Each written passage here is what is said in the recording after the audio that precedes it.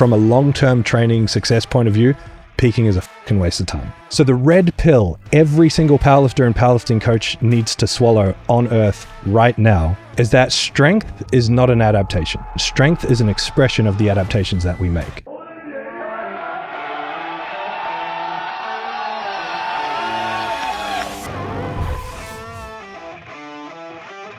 It's time to sit down, keep it real, and cut the bullshit. Welcome to Table Talk. All right, guys, we're back with another episode of Table Talk. Today, my guest is Thomas Lilley, founder of Zero Weakness, a global powerlifting brand. There's a lot associated with. There's 11 gyms. There's online training. You're in 3 countries. I do want to talk about the federations, but not a lot. But the owner, it sounds like 3 different federations. So I want to kind of, not that much, but I do want to ask a little bit about that. Coach of multiple world record holders and dot scores, the accolades, I could sit here and read them off forever. So let's just say you're one of the most prominent powerlifting coaches out there today. And I'll just leave it at that. That way you can sit there and kind of stew around that one. But that's how I would put it, as well as being a competitor. And when was it 2018 that you had the number 1 equipped total? No, I think I did that more recently. More recently? Yeah, 2022, I believe it was. And you're still competing now for 2024. Yeah, I do maybe 1 competition a year. Yeah. I try not to put it out there about the equipped thing because I've got so many raw lifters that could just tick the equipped box and beat me straight away. Well, there's Colton's an interesting character. We'll talk about that as well, because that becomes a very interesting topic when the raw lifters are going to be out totaling or are already out totaling the all-time multiply totals, which are the guys that you're working with, which is real interested to hear about that. I want to jump off though with a crew question. We have a Discord crew that kind of helps support the podcast, and they throw questions out. We'll jump off with this. I don't know how long this little thing will go, but it will be fun. And then I want to go a little bit into your backstory, kind of how you got to where you're at. And all it really said was he's not a fan of SBD days. And so let's go into that. So let's define it first. Yeah, sure. So let me define it, and then I'll let you define it. SBD days can just simply be doing all 3 lifts, and that could be a meet. Right. Yeah. So in some contexts, they could say, well, you're not a fan of doing meets, which is not true at all. I think the context this is generally being asked in is the training programs that focus only on squat, bench, and deadlift days with higher frequencies throughout the week. Is that kind of how you see it? Yeah, I guess, squat, bench, and deadlift days are exactly that. How people justify it is different depending on the individual coach. Before I get into that, I just want to go off the back of your introduction of me and just say, people listening to this may look at, okay, Thomas has come all the way out to Columbus to jump on the podcast. And I want to highlight that says less about me and more about Elite FTS, Dave Tate. And the reason I've been able to achieve whatever you define it as, success or the accolades, whatever it is because I've had a unique vantage point, and that unique vantage point is because I've been able to stand on the shoulders of giants, basically. So thank you for paving the way and giving me the opportunity to come and talk. All right, SBD days. From a coaching perspective, for me, it's all about asking, why are you doing this? Getting into the weeds of why to find a true justification, and not with the purpose of justifying it to be in there, but to put it against what may be a better option than this. Mm-hmm. And a lot of the justifications for having SBD days as part of a program are just flimsy. They don't really add up. So like the most common one is going to be, well, it's specific. You do SBD day on competition.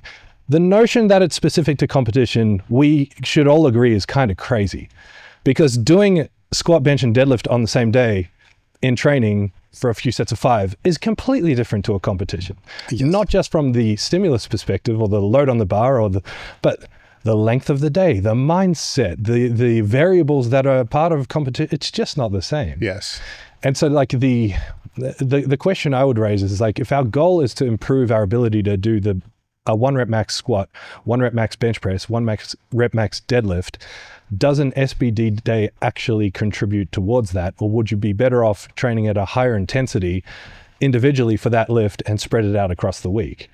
And from my own understanding of training, I would say the latter. Mm-hmm. But I mean, like, there's other things to consider. If it helps you create buy-in and rapport and trust with the lifter to include an SBD day, you might give them something that you believe is less than ideal so that you can control the ideal parts of the program. So I don't think there's necessarily an issue with that, but to suggest that there's some inherent major value to doing SBD days, I don't think holds up. I have a hard time, and I've always had a hard time trying to define it, and because if they're squatting and deadlifting on one day, is that classified an SBD day?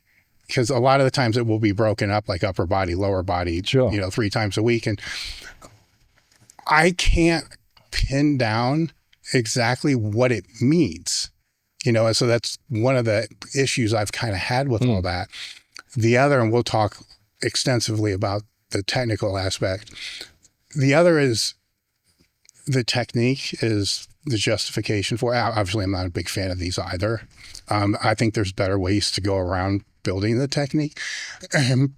But when you look at that, and then you look at the application of it, and you see the lifters that are doing these, and it's obvious, usually with this, there's going to be higher volume with those. So it's not like they're working up to one hard work set. Yeah. It's like 5 sets of 5 or 2 or whatever it's going to be. And out of that, half the reps look like shit. Usually more than half. So I'm like, oh, so you're reinforcing bad technique, on something that's supposed to be there for technique. Yeah.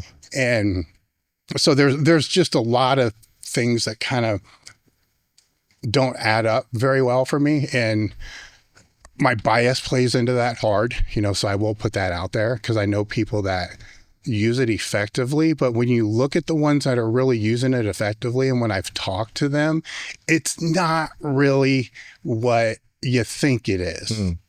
It's like, well, here's this batch of accessories that they're doing that I didn't think they were doing. Here's this tremendous decrease in load on one of the days, which is it even worth doing? You know what I'm saying? If it's under 50-40% load, like what's the point? What's the stimulus? What's the application of all that?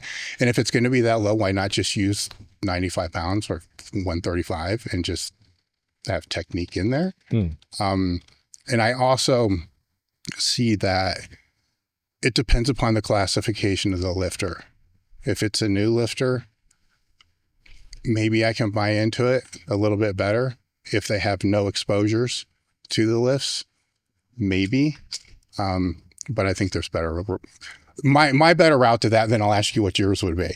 My better route is if it's a pure beginner and they don't know how to do the lifts. I mean, we're talking a teenager with really 2 years experience of bro training. So kind of know, but don't know. Not that strong. I would have them do, every time they go in the gym, a circuit of a squat, bench, and deadlift with like a 25-pound bumper plate for 10 sets or 10 rounds of maybe 2 repetitions. And then make sure every single one of those, basically practice, like powerlifting practice.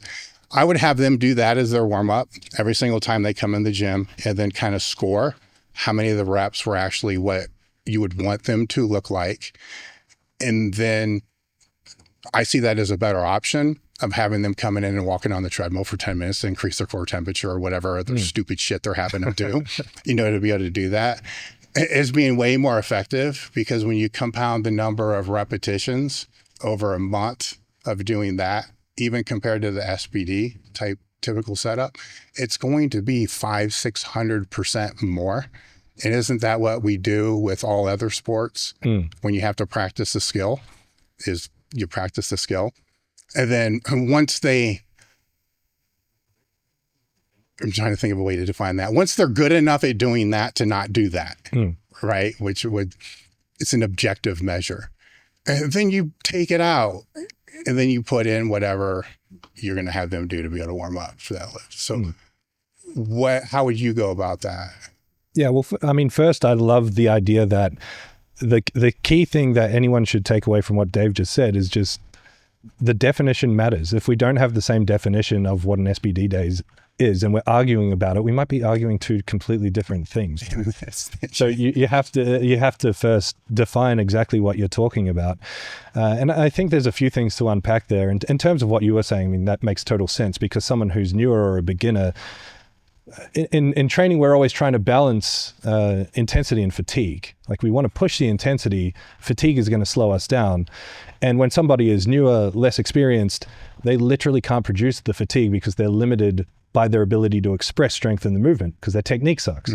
So a kid coming to the gym and doing SBD 3 or 4 times a week in the way that you're doing it, just building up reps, building up practice until you have that objective measure of, okay, you can do it to a standard that I'm happy with to start loading up the barbell. Now we'll take that away. Makes perfect sense. My question would be, if I was analyzing this myself, is can I get there without having to do that? And if I can, would I just go down that route? And it's not that one is right or wrong. It's just the chosen tool that we would take. And so because I'm relatively confident in my ability to get someone to squat, bench, deadlift really effectively pretty much from the get-go, I would probably build their structure, their training structure into what they would be doing once they are experienced to a degree. Which, it's much the same thing. There probably would be higher frequencies than I'd program for the Coltons of the world. I will preface this whole thing as well with just saying that when I talk about training and lifting, I'm generally coming from the biased position of me as a coach rather than speaking entirely for my brand, because me as a coach, I work with a handful of people and they're all fucking freaks. Like but that said, if I am working with novice lifters, my methodology is not going to change that much. But that's just a confidence thing, right? I look at it like gardening. Do you garden? Have you ever gardened? Kind of. I'm sure you can get the concept though, right? No, yes, I've planted tomatoes, but I don't make a frequent habit of doing it. You plant a seed, you water it, it starts to grow before you can see it, right? And if you're experienced, you just trust it. You know what you're doing. You know approximately how much water to put in, how much fertilizer, and then you're just patient and you just wait. If you're inexperienced, you go, nothing's happening. I better put more water in, and you drown it and you kill it. And so like the art of coaching summed up as a whole is just, as you build experience, you just know what to do. And you just have confidence that making these changes here or there is going to produce a result. And so coming back to the heart of the conversation, if I had a new kid or a new person, could I justify an SBD day? Yes. Might I? Probably not, just because I'm so hell-bent and confident in my own methods that I would just do that, because that's where I'm going to have the most confidence to get them where they want to go. Yes. So let's get into how you've developed, and I don't say this in a bad way because we all have bias, right? How you developed your bias, because you've been around this game for a long time. So what got you into powerlifting as a competitor in the first place? Well, I was a big fat kid and I wanted to lose weight. So I found the gym, I found Arnold's modern encyclopedia of bodybuilding and started going to the gym. And I just always had squat, bench, and deadlift in my program because I liked doing it. And then I sort of stumbled. Were you good at it? No. Okay. That was okay. Well, I ask because you do work with some freaks that probably were good right from the jump. Yeah. I wasn't bad. I guess at 16 or 17, I was maybe squatting, I don't know, close to 180 kilos and benching a little over 100 and deadlifting close to 200 or something like that. So not awful, but not a freak, that's for sure. And I stumbled upon the bodybuilding.com forums, the powerlifting section, elitefts, T Nation. So You Think You Can Squat was like my introduction to this is how you perform a squat. I have some stories about that. But I also loved California strength and Olympic weightlifting. So I was dabbling with that. I wanted to do Olympic weightlifting, but it was too expensive and hard to get into. I saw a strongman competition pop up. So I was like, that's going to be my first competition. I went to register. It was sold out. Someone else said, hey, there's a powerlifting competition on the same day. Why don't you go do that? So I went and did that, and I fell in love and have been here since. Mm-hmm. When you were doing that, after you fell in love, because before that, it's just a hodgepodge of just training shit, yeah. right? I no real way to define that outside of just being a hodgepodge of training shit that's hard. Yeah. Or that you don't even think about if it's optimal or not. It's just train hard. Just go lift. But once you fall in love with something, then you start kind of going down all the rabbit holes, to be able to, and this is an interesting topic, kind of a side topic, to be able to make the fastest gains you possibly can, which we all sit back now and criticize people because they're going to try to make the fastest gains as possibly can when we all did exactly the same thing. Yeah. So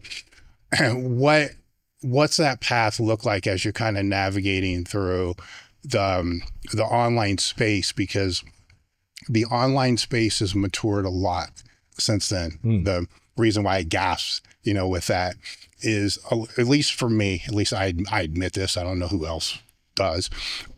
When you're back then, when I'm putting content out from the context of what worked for me and the people I was working with in the gym. And then you put that out to the general masses and you just assume that the general masses is built just like you and everybody that you train with, right? And so when I started doing seminars and going out, and I would see people squat and they're setting up like a banana, and I'm like, what the fuck are you doing? I'm doing exactly what you said. Yeah. Like, oh shit. Then you go back and read it, and the analogy I like to make is, I never recognized the fact everybody I was training with had 2 liters for erectors, right? So we weren't actually really arching. We were just locking the lats down, getting in the back tight, until I went out and saw that. And it's over the past, it's right when you're coming up, because that's when those pieces would go out from myself, Louis, others, and even from the block periodization side, all these different sides that would go out. Then it would get criticized by somebody. And then when I'd read, depending on the person, when I'd read the criticism, like Dan Green was one of the earlier ones that was criticizing some of this, and I understand where they're coming from. And then you see where that disconnect is. And it's like, that's not really what I wanted to say, but it's what I said, but I didn't know how to say it any better because that's the way it was being coached that whole time. And I think that's plays part of the reason as to why the lifters are better today, because a lot of the things that were really misunderstood have been corrected for probably almost a decade now.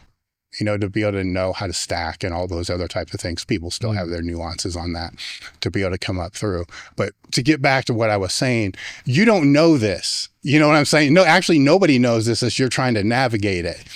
So some things are going to be like work really, really well, right? Just because you adapt to it really well. Some things are going to be an utter failure, because it's either there were shitty programs too. They're really shitty programs. But there's certain, I like to divide it up into big blocked categories, like linear periodization, which is just like the old school, start with 8s if you really want to go back and then progress into 3s. Then there'll be more blocked, and then there will be the conjugate. And granted, they're all kind of the same when you get to what's really going on. But back then there was, I guess you got HIIT training and bodybuilding and stuff too. There's distinct paths. So which paths were you going down, in what order? I think the earliest influence was, I guess, conjugate or Western style training. And I say style with emphasis because I was never training West side, just reading shit on the internet. But then also cherry picking, I like this part, but I don't like that part. Yeah. So I'll just train like that and just taking, I remember I did 5-3-1 but I was like, I don't like deloading, and I also don't like 5. So I'm just going to do 3, 2, 1 and never deload. And it lasted like 3 blocks before I started just failing the same numbers over and over. And then it's just a natural progression of what you were talking about earlier, which is you're talking about, okay, well, and so you think you can squat, you're standing wide, you're saying arch your back. You go see someone being a fucking banana and you're like, okay, there's a disconnect in the language here. And you've got 2 options. You either go, they're doing it wrong, it's on them. Or you're like, my language is telling them to do something that doesn't quite add up. I need to figure out a solution for this. And I guess that's how I'm wired. I'm wired in like, this is either working or it's not working. If it's working, I'm constantly looking for ways to prove it wrong, to make sure it does hold up. And that's especially important in a coaching context, because in a coaching context, the mistake every early coach makes before they get some confidence is that they blame the lifter for everything. They're just not designed for that. That's not for them. They can't do it. It's like, no, it's literally your job to get them to do it, right? It's literally your job to figure that out for them. And so for me, it was just that process of trying, failing, and looking for the solution along the way. But I think the most important thing is constantly trying to prove whatever I was doing wrong from a logical perspective. Just always asking questions. Is this actually working? Is it actually doing what we're saying it's going to do? And the lesson that you learned in queuing, I think, is important. And I can speak for hours just about queuing because like from a coaching perspective, queuing is one of the biggest things. Like the art of language to translate into performance matters a lot, and nailing that part requires you to have an in-depth understanding of what you're doing.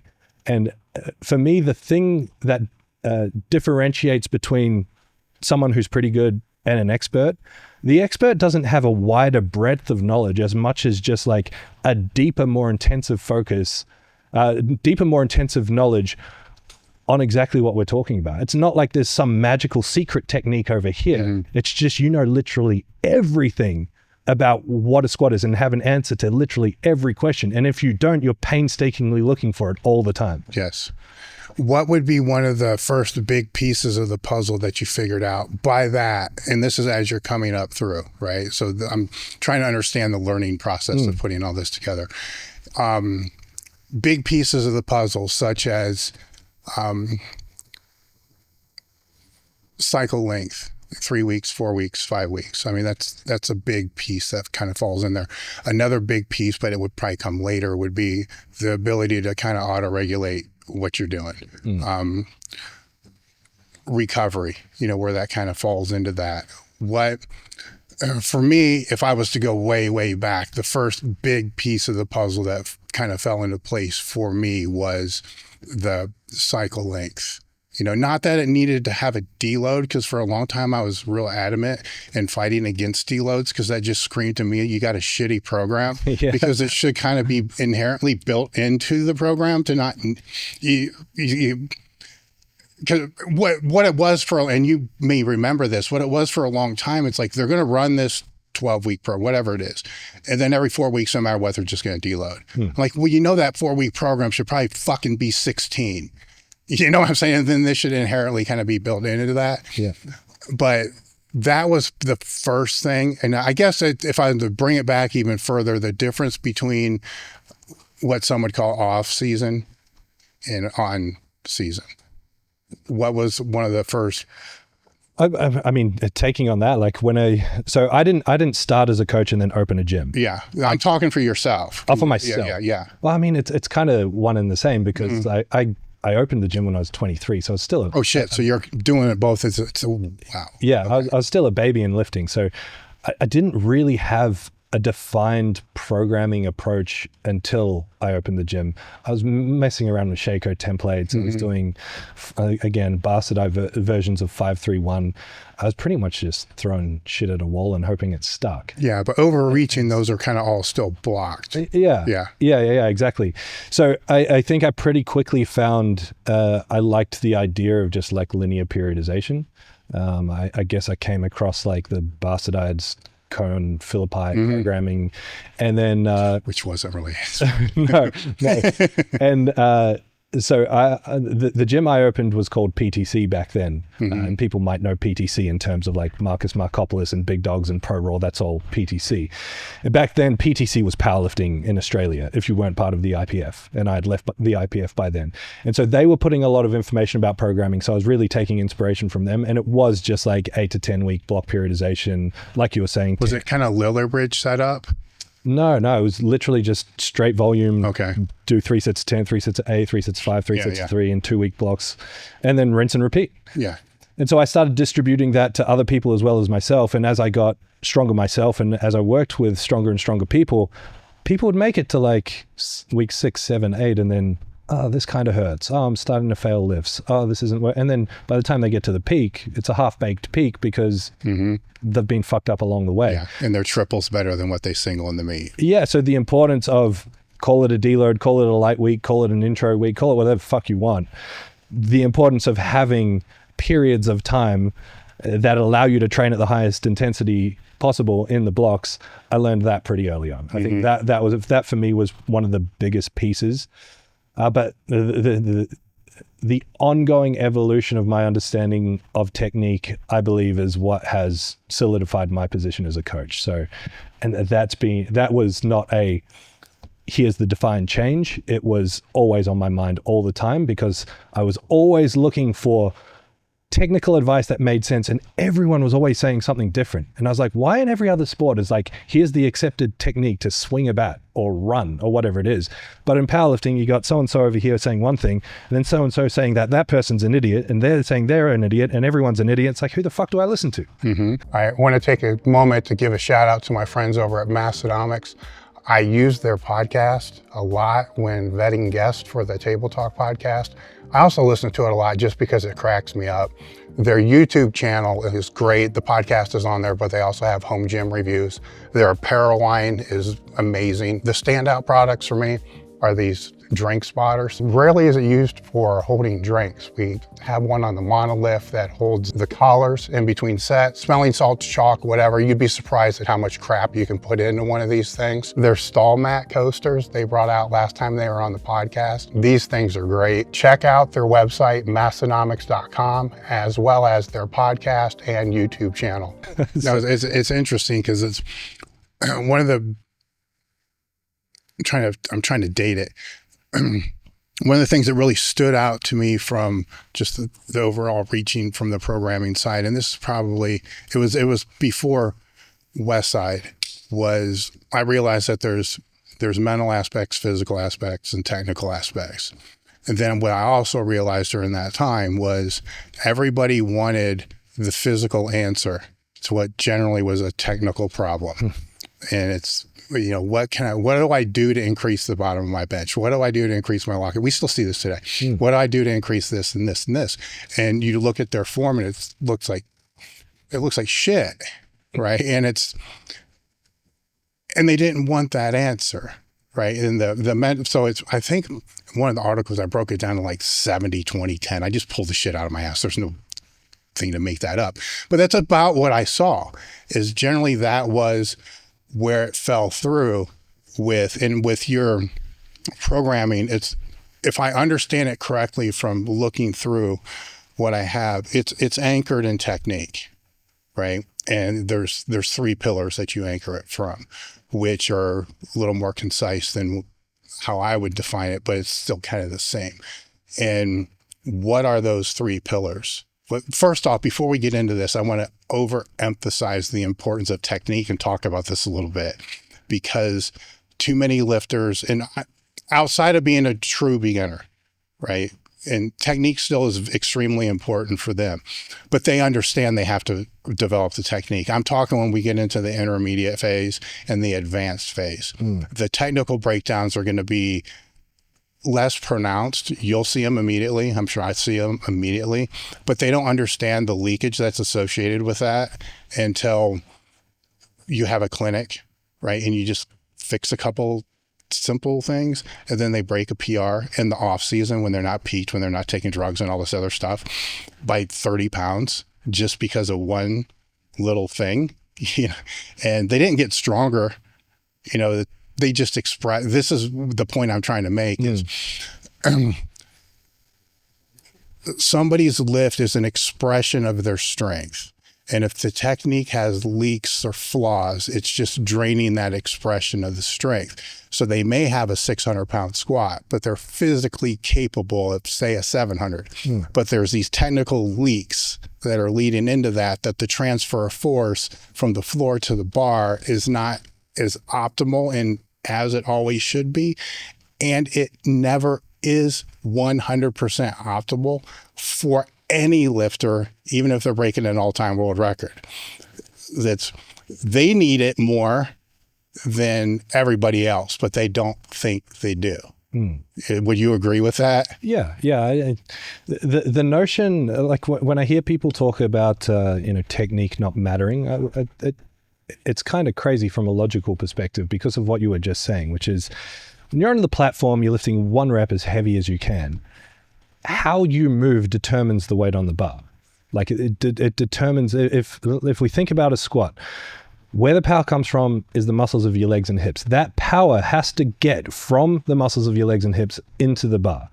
There are plenty of opportunities through that process to not express that strength effectively into the barbell. And people fail almost always because of those technical breakdowns rather than leg strength. Yes. Leg strength should be the rate limiter on the squat, but people fail because their upper back folds and the bar rolls forward and throws them out of position.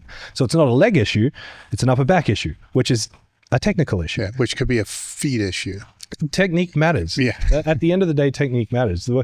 The way you need to look at it, if you're a lifter, is like, when did you start lifting weights? Think about that. Okay, now think about, when are you going to stop? The answer should be never. You don't plan on stopping. No one plans on stopping. They stop because they have to. And so while you're lifting, do you want to get weaker? No. You want to get stronger. So you want to keep lifting and you want to keep getting stronger. And the way you express that strength is when a 1 rep max or a 5 rep max or whatever it is.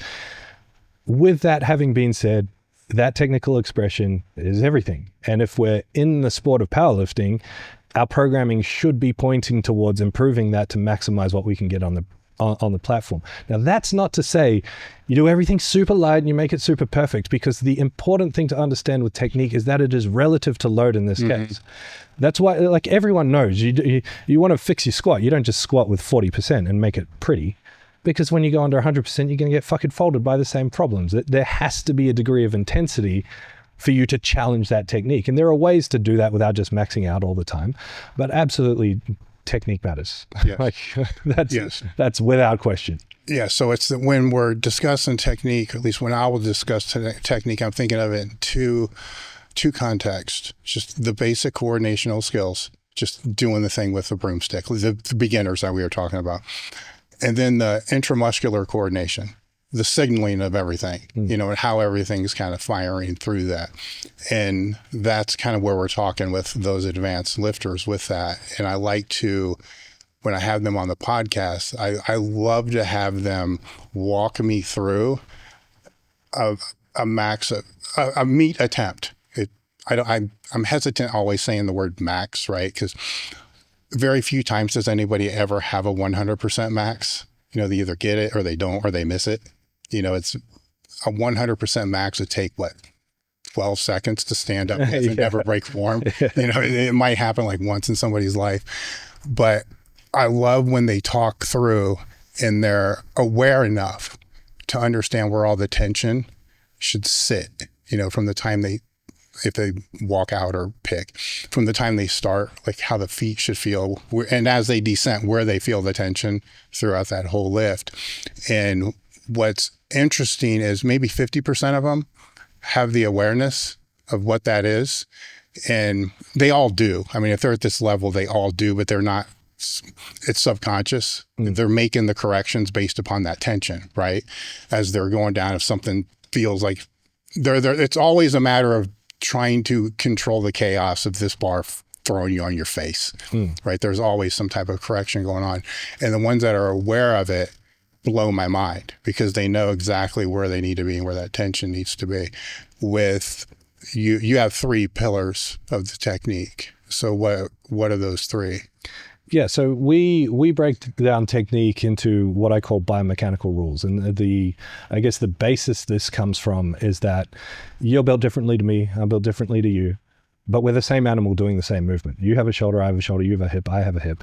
If you fuck up your shoulder and go to the doctor or the physical therapist, they don't take a photo, a measurement, an MRI, an X-ray, CT scan, send it away, get a perfect model made of Dave's shoulder and be like, hey, Dave, here's your shoulder. Here's what's fucked about it. Everything. No, they just pull out a shoulder model from under the desk. They're like, you're a human. You have a shoulder. This is how a shoulder works. This is what we're going to do to fix it.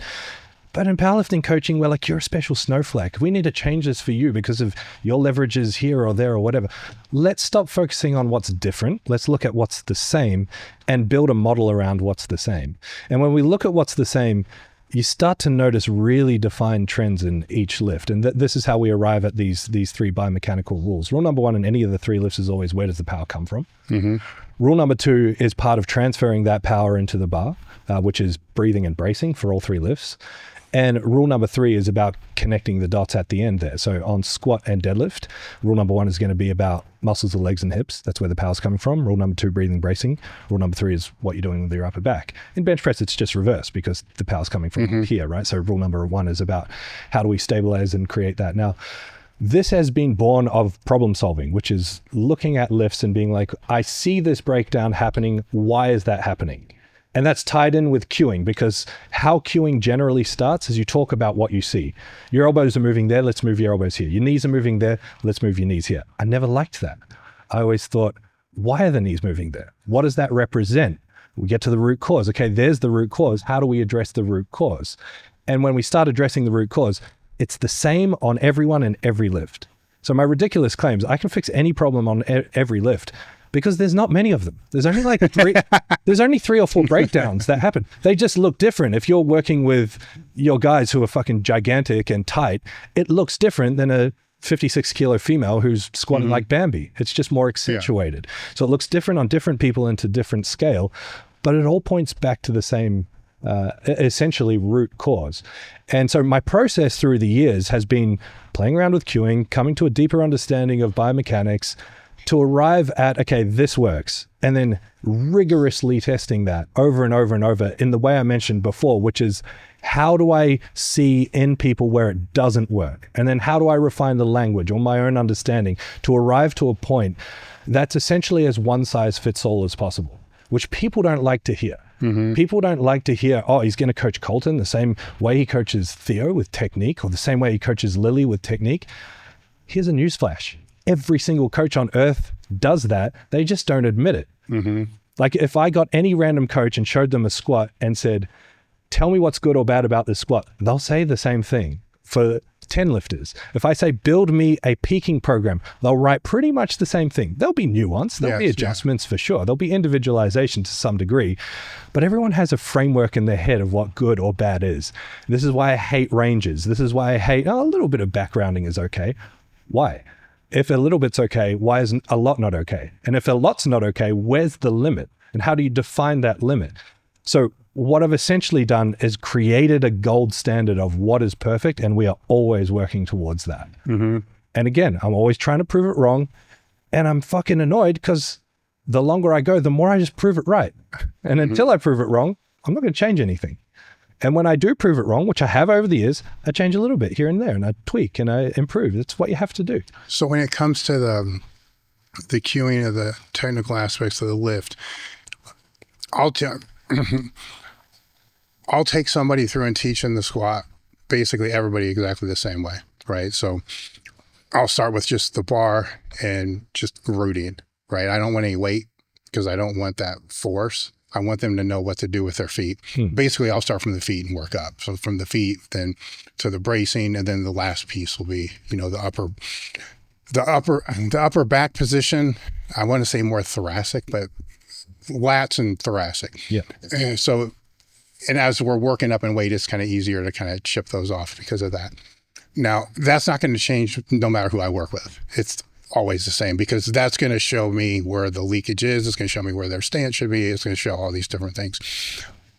The question I have is, now the way I get that person to understand and feel it may be 100 different cues until I get the one that's going to work, especially when you're talking about the feet. You know, I may have to tell, actually, let's go into the hip position, like the bracing. I may have to tell somebody who's anterior tilted to arch really hard to get them into that neutral.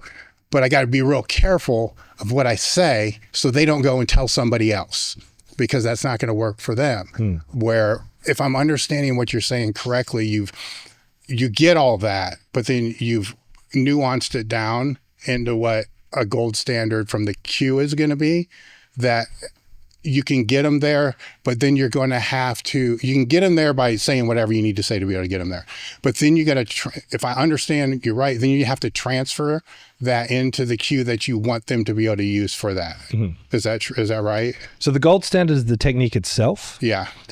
The cueing we break down into 3 levels. So developmental cues are about building that gold standard. And we want those to be as one size fits all as possible, speaking to what we understand to be the biomechanical rules. Then we've got layers of cueing, because this is essentially coaching, right? Coaching is having an understanding of what you want to achieve and using whatever tools you have at your disposal with the person in front of you to get there. Our methodology is such that we're trying to, again, discount the individual until the point we need it. And if we're talking about a squat, the individualized aspects primarily are going to be the width and the angle of the feet and the width and the position of the hands on the barbell. Everything else is pretty global, pretty standardized, right?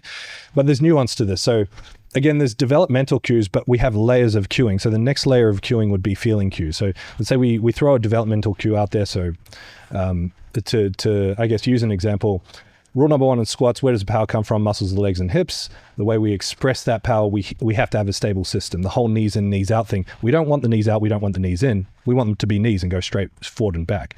What does that represent? Represents an isometric of the rotational aspects of the hips.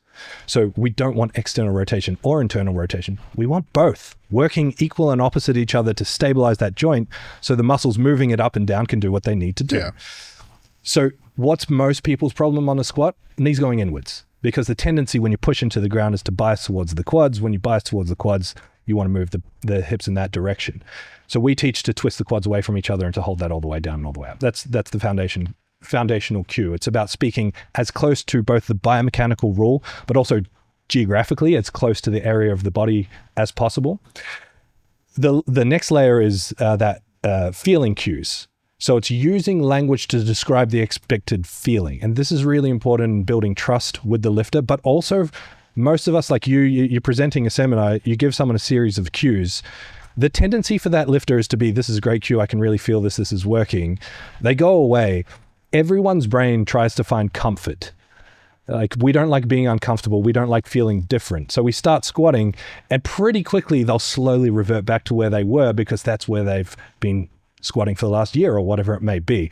So feeling cues are like, when you do this, you're going to feel this, which that's specific language. That's like the individualized aspect, which you wouldn't give to the next person to tell their friend and their friend and their friend. The lowest level of cueing is directional cues, which is like old school push your knees out kind of deal. You will use that in a circumstance where the person is physically unable to perform the top 2 as a last resort. So you might say, all right, I just need you to open your hips a little bit more in the hole, or push your knees out a little bit. Now see what you felt then, see how tight you felt your hips. That's the feeling I want you to chase. So immediately revert it back to the feeling cue, and then layer that again with the developmental cue. So there's nuance to it, right? Yeah. But ultimately, I mean, like, my belief is that cueing a squat should be as easy as cueing someone to blink. And if you think of cueing me to blink, I mean, what would you say? Blink. Yeah. But like, if you had to tell me what to do with my... Close your eyes. Close my eyes. Then what? Open them. Okay. Yeah. Why didn't you say, pull your top eyelid down towards your feet? Like, why didn't you say that? Because it's fucking stupid. Right? But if you said, close your eyes, and I did this, and then you said, open your eyes, and I'm like, oh, the IPF is corrupt. You're like, no, that's not what I meant by open your eyes. I meant literally open your eyes. Then you would have to find other language for me to understand that. And this is what people have done. And then you end up with cues that are so far removed from what you want to get somebody to do with their body. So like, what's a common cue for bench press? And no offense if you've done this or everyone else does this, but like, pull the bar apart. Yeah. Now, pull the bar apart is to do what? You feel scapular retraction, upper back tension, whatever you want to call it. And if I tell you to do this and you know how to bench, you go to the bench, you pull the bar apart and you squeeze your upper back really hard and you go, that's fucking fantastic. If you know how to do it and what to feel. Know how to do it and what to feel. Yeah. The question we need to ask is, how can I get this wrong? Can I do the action of pulling the bar apart without feeling my upper back? If the answer is yes, well, then we have to go, well, what are we trying to achieve? Scapular retraction. How can I retract my scaps? Pinch between your shoulder blades. Okay, just fucking say that. You have to go through this process of what do I actually want to achieve biomechanically? But to get there, you have to understand what you want to achieve biomechanically. Yeah. And well, I think you hit the nail on the head where you got to understand what you're supposed to feel. That's the key thing, right? And not just feel from the start, but feel through the whole lift, which it takes time, right? But at least know what you're supposed to feel from the start. That's what frustrates me the most. If we're talking outside of the deadlift is kind of like this ugly stepchild, right? Yeah. But waste of time. Yeah. In the squat and the bench, the amount of not paying attention to what things are supposed to feel like from the start blows my fucking mind, because that's usually why they miss, because the start isn't locked in the way it should be. Where when I was talking about the lifters earlier, that's, like I said, the fascinating part is they know what it's supposed to feel like. Other ones would just say, I just stand up with it, squat. I mean, you've worked with some of these people, I'm sure. That just like, okay, fine, this works. We're not going to change it. It works, right? Why change it if it's working? And where I think that is one of the biggest disconnects is tying it to that feeling, right? And when I'll see coaches work, they'll go through the first two pillars that you're talking about. And then the third one is, I'm just going to say, ignorance.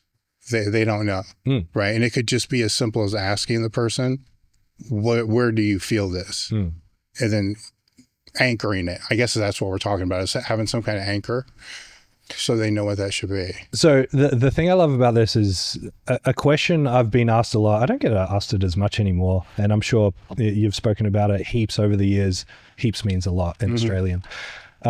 Is like, do you have to be a good lifter to be a good coach? And my answer to that is, I don't think you have to be the strongest lifter, but fuck, you need to know what it feels like, because how else are you going to communicate to the lifter? And so like, I think you need to be semi-experienced if you're going to coach great lifters, because you need to understand the feeling, but understand the feeling of what's right and what's wrong, not just your one methodology. So the benefit that training like a fucking idiot has given me for the first 10 years of my training is I know what all the bad stuff feels like. Yes. And now I know what all the corrections feel like. And now I know how they feel in other people, because I've had that reported back to me from thousands of people. So I've got this whole catalog of what stuff should feel like. And also just general crystal ball predictions. I can watch you lift and say, you fail like this, don't you? And people are like, oh God, how do you know that? Yes. It's like, because we all fail in the same ways. There's like 3 ways on each lift that we fail. We live in some crazy times right now where there's not a day that I don't go on the internet and I see some BS crap about this research study or this research study. This isn't new. I've been in this industry for 4 decades. One thing that's helped me is 8 years ago, the mass research review started and became a godsend. The mass research team are professional researchers that are also meatheads. So they've done this great job of being able to take all these topics and put them into this research review that I get every month. I'm excited to partner with them. I spoke with Eric Helms about this on the podcast. It's simple, it's easy. They're offering a 20% discount to all podcast listeners. The code is elitefts20. When you join, you get the research review, which is going to be sent to you every single month. It has 7 to 9 articles in there. The archive, which is 1,500 articles, thousands of videos. Just head over to massresearchreview.com and use the code elitefts20. The link will be in the description. And so like, if you can communicate, okay, this is what happens, this is what it feels like, this is what good feels like, and then showcase that actually happening, lifters are like, you're the guy, I'm going to trust you. Well, another component that, to piggyback on what you're saying, is this is just in the technical side. Yeah. I think the same thing applies to those coaches on, if you're going to leave, say, 2 reps in the tank on a triple, that's vastly different depending upon who the person is. Yeah. Right? Because that's, that we've all seen that. You could have somebody do a triple, then you have 5 or 6 people screaming at them. They end up doing 7. Yeah. Right. It was supposed to be a triple with 2 reps in the tank. That could have been 30 or 40 more pounds. You know, they didn't, but you don't know that unless you've done that. Actually, you don't know that unless you've been there and you've decided to take the easy way. Right. Which happens more times than not. I mean, that's just a fact. It is, you know, it's part of the whole process, but you're not going to know that if you've never done that. You're just not. There's no way. Because that same triple, if we were to have twins, clones that are doing it, and one, it could look exactly the same on both people. Yeah. And one could be a true 2 reps and the other one could be 4. Which is a lot when you're talking 3. Yeah. It's almost double, the workload, that's going to be in there. And I don't know how you get that. And I would even go as far as to say that can be an attribute that a coach can lose touch with the further they get away from actually experiencing it. Yeah, absolutely. Absolutely. And you have to be so in tune with your own lifters and learn this about them as well. Like, I mean, a great example. So I've got Colton and I've got Danny Grigsby, right? Danny Grigsby, he just competed this past weekend, is one of the more explosive lifters that I've ever worked with. Colton is relatively slow. His lifts aren't very fast. And so like people will look at Danny's deadlift, whatever weight he pulls, and be like, you had so much more than that. Yeah.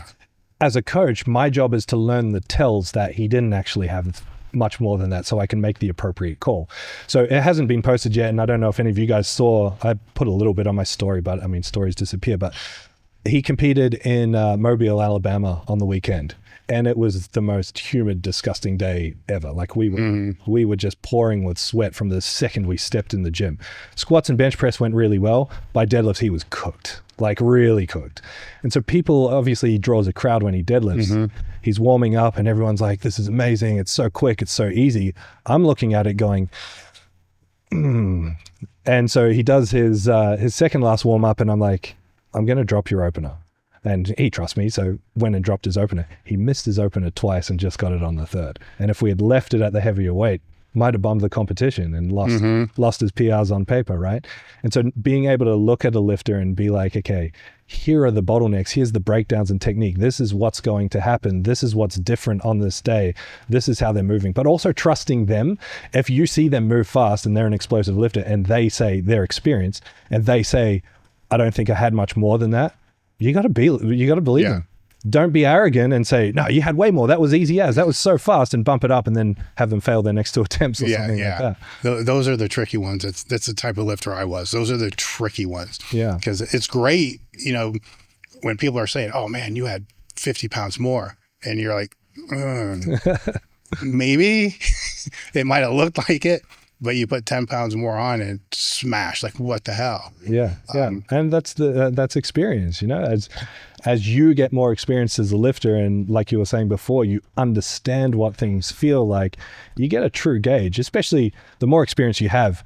You've been to Mach 10 a bunch of times. You know where that is, and you know how close you are to it.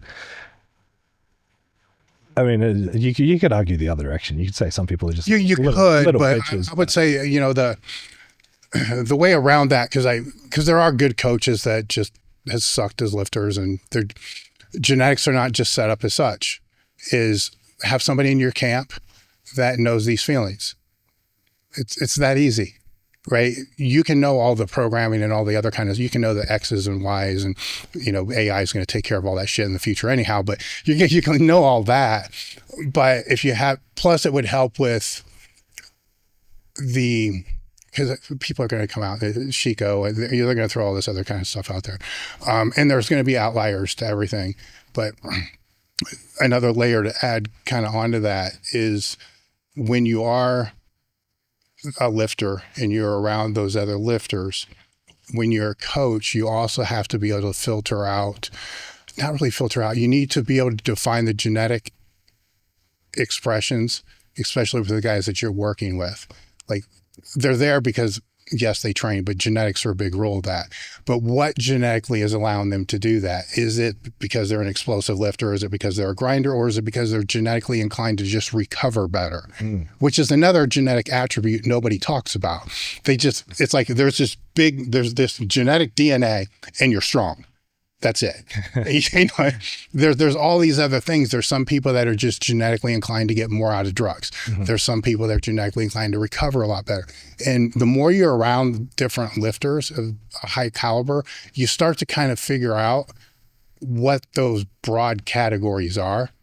Because as a coach, you need to know what they are because you can leverage it. You can also fuck it up because there's things that are not genetically inclined to be able to do. Yeah. You know, some recovery may be one. They're genetically stronger in hell, but they're genetically, they just don't recover for shit. Probably not. It's probably sleep, but you get what I'm saying with that. Yeah. So a couple of things. I want to talk about the outliers thing. Before that, in terms of, you know, the genetic ability to recover and everything like that, I believe one of the biggest things is the elite tend to have a certain resilience to injury. So like, I like to draw on this thought experiment of Arnold. You know, like Arnold loved cheating heavy bicep curls.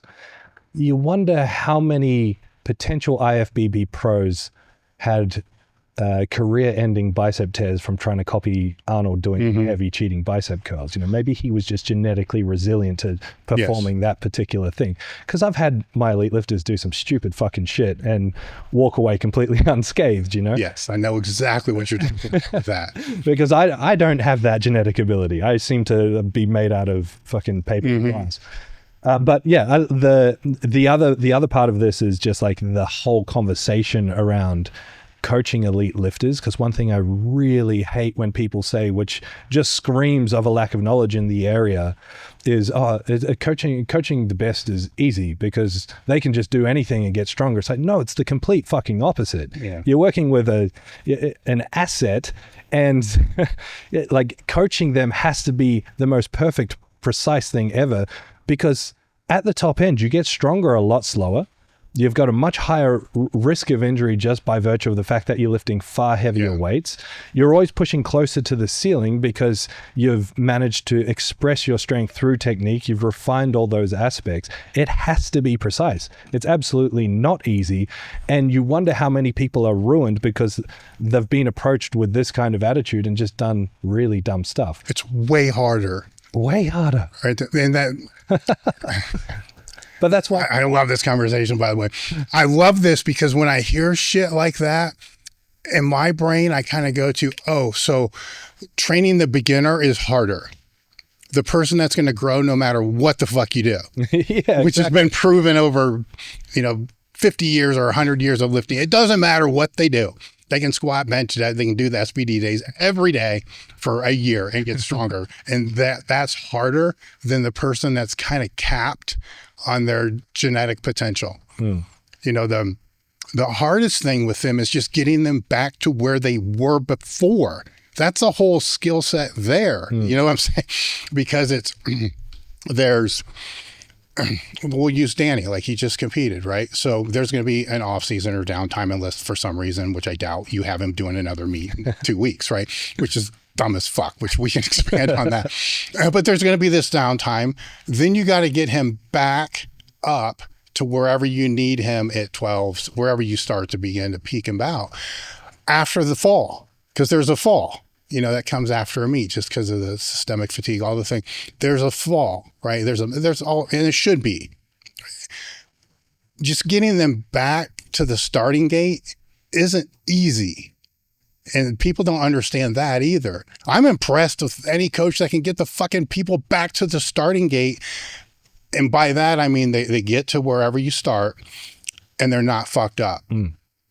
I don't want to say injury-free because that doesn't exist, but as injury-free as they possibly can be, or better than they were before the last one. Because as you go through that, it's going to build up. The person that goes into the meet with the least amount of injuries is typically going to be the one that's going to win. The trick is to be able to get them in there with the least amount of injuries, which at the highest level, that's generally true, because none of them, sometimes they'll express their strength over a 98%. Rare though. Rare, right? It's the person that can go in with a less chipped up. And I don't think, see, I'm going back even further from which I don't think the coaches understand what it's like just to get them back to the starting line. Yeah. They don't. And these are people that kind of love to train. Compliance isn't the problem. Yeah. You know, and there's the complication of even navigating that process that you're talking about in getting to the starting line, in terms of, in order for you to do this, you have to have a very high trust and faith in your ability to go through that process and know that on the other end, they are going to be better. You're going into no man's land. And you're also dealing with someone potentially, especially if you're working on the untested side of lifting, who's just proven to themselves they're a fucking superhuman, and they've just lifted, 1,000 pounds or whatever it is. Now they're going to doing reps on less performance enhancing drugs at weights that were flying as warm-up weights for working sets that feel heavy as fuck, and grinding it out and harder, with the added psychological complication of what happens when people decrease performance enhancing drugs, comparing themselves from here to here and navigating through this fucking swampy mire to get to the other end successfully. That is the art and the skill of coaching. And to suggest that that is easy just screams that you've never done it. Exactly. But I really want to know what you define as an outlier. Honestly, I don't believe they exist. Oh, thank you. Right? I don't believe we've seen it yet. Will we? Maybe. Right? And my support for that is, it's not a big enough sport to be able to pull in somebody like that. I mean, you look at how small powerlifting really is, so, and a lot of the talent that we've seen in the past few years is a direct result just because of the growth of the sport, right? People that, I think the very first article I wrote for Powerlifting USA was, at that time, the sport was made up of people who weren't good enough to play other sports, or who were already done with the other sports that they were playing. Basically just misfits that didn't have, the sport being their whole entire life. And the other reason I say that is, when you put that out there, like, all these people are these genetic outliers. And what's that saying to the person that's 17 years old that's still maturing? You're kind of telling them you're not. Yeah. How do they know they're not if they don't try? And then to try takes more than a year. None of these people are, very few of these people are getting there within a decade. If you look at their whole training history, not just the powerlifting. So there's a decade of training and at least 5 years or more of training with specific intent to be able to see if they're good enough to be classified by somebody else as an outlier. You get what I'm saying? Yeah. How many more outliers are out there? That I don't like that message. Yeah, no, I hate it. I've been on a war against this.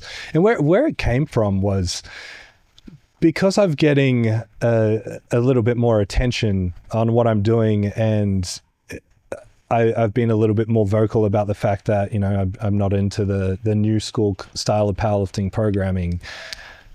People want to talk to me about it and ask me about it. And I figure I'm going to be doing more of these conversations, or, where people are questioning the methods or putting them side by side. I don't really consume much powerlifting content. I don't consume much of anything. I'm just a busy guy, right? And so I've been listening to more and more of these people talking about like what they do in a contrarian fashion to what I believe is best practice. And a lot of them reference outliers, and it really bugs me because they're changing everything to suggest that this person is special and different and needs some sort of magical different approach, which is crazy. We already know how, like, from a scientific perspective, we already know what adaptations we need to make to get stronger. We already know how to create those adaptations with adequate stimulus. We don't need to know any more of that. We already know. And so when people talk about outliers, exactly as you're saying, it sends a bad message, but B, these coaches then start to think that everyone's some sort of outlier, and then they craft a method that is individual to every single person and different. They have no consistency in their coaching. How are they going to figure out what works and what doesn't? What ends up happening is some things work for some people. They're like, oh, it doesn't work for them, so I have to change it. All they end up doing is inadvertently touching on some of the key principles they need to get stronger.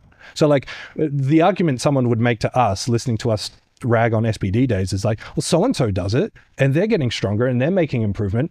I don't disagree with that. My question would be, let's analyze their entire program. Let's pick apart all the things that are working so we can take out the things that maybe aren't ideal and replace them with better things. That's all coaching is. It's just improving to create that shortcut towards strength. And so, I really don't like this word outliers, because if someone calls Colton an outlier, yeah, he's a freak for sure. But he also trains really fucking hard. He trains consistently. He eats well. He sleeps well. He prioritizes all the things that he's meant to prioritize. And more than that, we couldn't just give him the same tonnage with 30% of his max and expect him to be that strong. He's not special in that regard. He still needs to lift really heavy. He still needs to focus on hypertrophy. He's not special in that regard. Yeah, maybe his genetic expression is better than the rest of us. Does that make him an outlier? Not really, because the stimulus to get there still has to be the same as all the rest of us mere mortals, right? And so I gel with you so much on that message of, what does this tell everyone else? It's like saying, you've got long femurs, so squats are going to be hard for you. Fuck that. Teach them how to squat well and let them figure it out for themselves, because guess what? You can't change the length of their femurs. Yeah. Coach, don't create a limitation in their head that's going to stay with them. And besides, how are you defining they've got long femurs? What chart are you looking at? You're just making an assessment based on how they look. Well, the pushback I've always had on that one would be, are their femurs still long if they weigh 270 pounds more? You know what I'm saying? Where I get where they're coming from. I do, right? But leverage is a big component of this too. But I'm still like confused that if I was, so the coach thinks they have an outlier. That right there, just in my head, just screams like, how do you know? Like that's just like, and then if that define it again, define what is an outlier. Tell me how you've decided they're an outlier. And if that were to be the case, why would you have to change everything? Like 90% of all this shit is basic. Probably more than that, but it's really basic. And when the individualization happens on such a minute level, this because you're working with top guys, and there's more similarity, way more similar. That's why I do the podcast, so people can understand that there's a lot of methodologies, there's a lot of mumbo jumbo, there's a lot of talk, but at the end of the day, it all comes down to, what is the stimulus? Can you recover from the stimulus, and can you repeat the stimulus? And then can the athlete know how to kind of regulate the stimulus throughout a training day and throughout a week and throughout a block? And can they communicate effectively with the coach, and can the coach communicate effectively? That's it. I mean, that's really what it all boils down to. And I'm questioning, like, if I had somebody that I thought was an outlier, how would I think that they're it's a world record? I mean, like, what? Yeah. At what point do they become the outlier? That would be the question I have. Like, if the outlier exists, at what point did they become that? Yes. Right? Were they born that way? Yeah, genetically. Yeah, they were born that way. But at what point were they able to express it? Yeah. When? Yeah. That would be the question I would have. I'm really interested to know that. Then how does that change anything? That's the other, like, I think we kind of both come from the same place, where if we're to kind of like boil this all back, and I'll have you go a little bit deeper into this, is we're looking at whatever the minimal effective dose is going to be across the board, especially when you're dealing with higher end athletes, where why do 5 work sets of 5 to 1 RIR? To me, that would make absolutely no sense whatsoever. Especially if they've been around for a long time. For me, the trick would be, what's the minimum hard dose that needs to be put in there to create the stimulus? Where there's other schools of thought, and I'd like to know where you fall on this, that want to see the other. Like, I want to build this work capacity, you know, through the roof, which you can do, but is it necessary? That would be the question. Like, is it necessary to be able to have that work capacity? Because you could build a powerlifter to be able to do all 3 lifts, heavy, 3 times a week with true expression, but it would take a long fucking time to do it. Yeah. A long, like years and years to be able to build that. And for what outcome? That would be, I think we're in the same, like, for what outcome, and could it be done differently? Yeah. Yeah. So I want to back up what we were just saying, just with this point of, I have a great deal of empathy for coaches, you know, when I'm saying, why the fuck would you do this? Or why the fuck would you do that? I believe every coach is doing the best they can with the knowledge and the information that they have. And when you go out there and you look for stuff, it is very confusing. You know, it's a problem that I've set out to try and solve with things like education, etc. All right, coming back to this this point that you're talking about right now. Where I'm coming from is, again, what I was just saying before. We already know how all this shit works. And so, like, there's a lot of buzzwords that people will throw out there. And again, I'm big on just saying, what does that mean? What do you mean by that? How does that respond to this? Or how does that relate to this? So if we're talking about work capacity and doing 5x5, the adaptation that you're making there is not strength, it's fitness. And so if the fitness is not contributing towards the strength, what's the point? It would be like a runner, you know, like a runner running further is fitness. A running faster is speed. Powerlifting, we want the speed aspect, not the distance. And the distance doesn't necessarily create the speed. Specific training for that does. So the red pill every single powerlifter and powerlifting coach needs to swallow on earth right now, which is hard to wrap your head around initially, is that strength is not an adaptation. Strength is not an adaptation. Strength is an expression of the adaptations that we make. Dave Tate here from elitefts to talk to you about bands. We've been a supplier of bands for almost 2 decades now. So I've known my way around the band landscape. When I'm talking about bands, I'm talking about floss bands, long bands, short bands, bands you can use for resistance training, mobility training, body weight training, and flossing. One of our most popular bands, or actually our most popular bands, are the long bands. The long bands are typically used the most with squats, bench presses. Our floss bands are bands that you wrap around the joint to be able to help with mobility, circulation. And the short bands are designed for shorter range movements, bench press, deadlifts, and a lot of times people will use them with resistance machines to help accommodate the strength resistance curve. Head over to elitefts.com and look for bands in the toolbar or blowout menu. So like the running analogy or a drag racing analogy, strength is the speed of the car going that distance. What you do in the gym is the other stuff. That's taking the car off the track, upgrading the engine, tuning it, the skill of the driver. That's what training is. It's the same for us. So in the gym, we have to ask, what are the adaptations that we need to make to produce strength? There are 6 of them. There are only 3 of them that we can control. The 3 that we can control, we've been talking about coordination, which is just skill, hypertrophy, motor unit recruitment.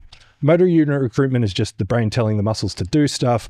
That kind of just happens over time with experience. As you get better at training, your body adapts by sending more neural signals to the muscles to do these hard tasks. That adaptation happens with high intensity training.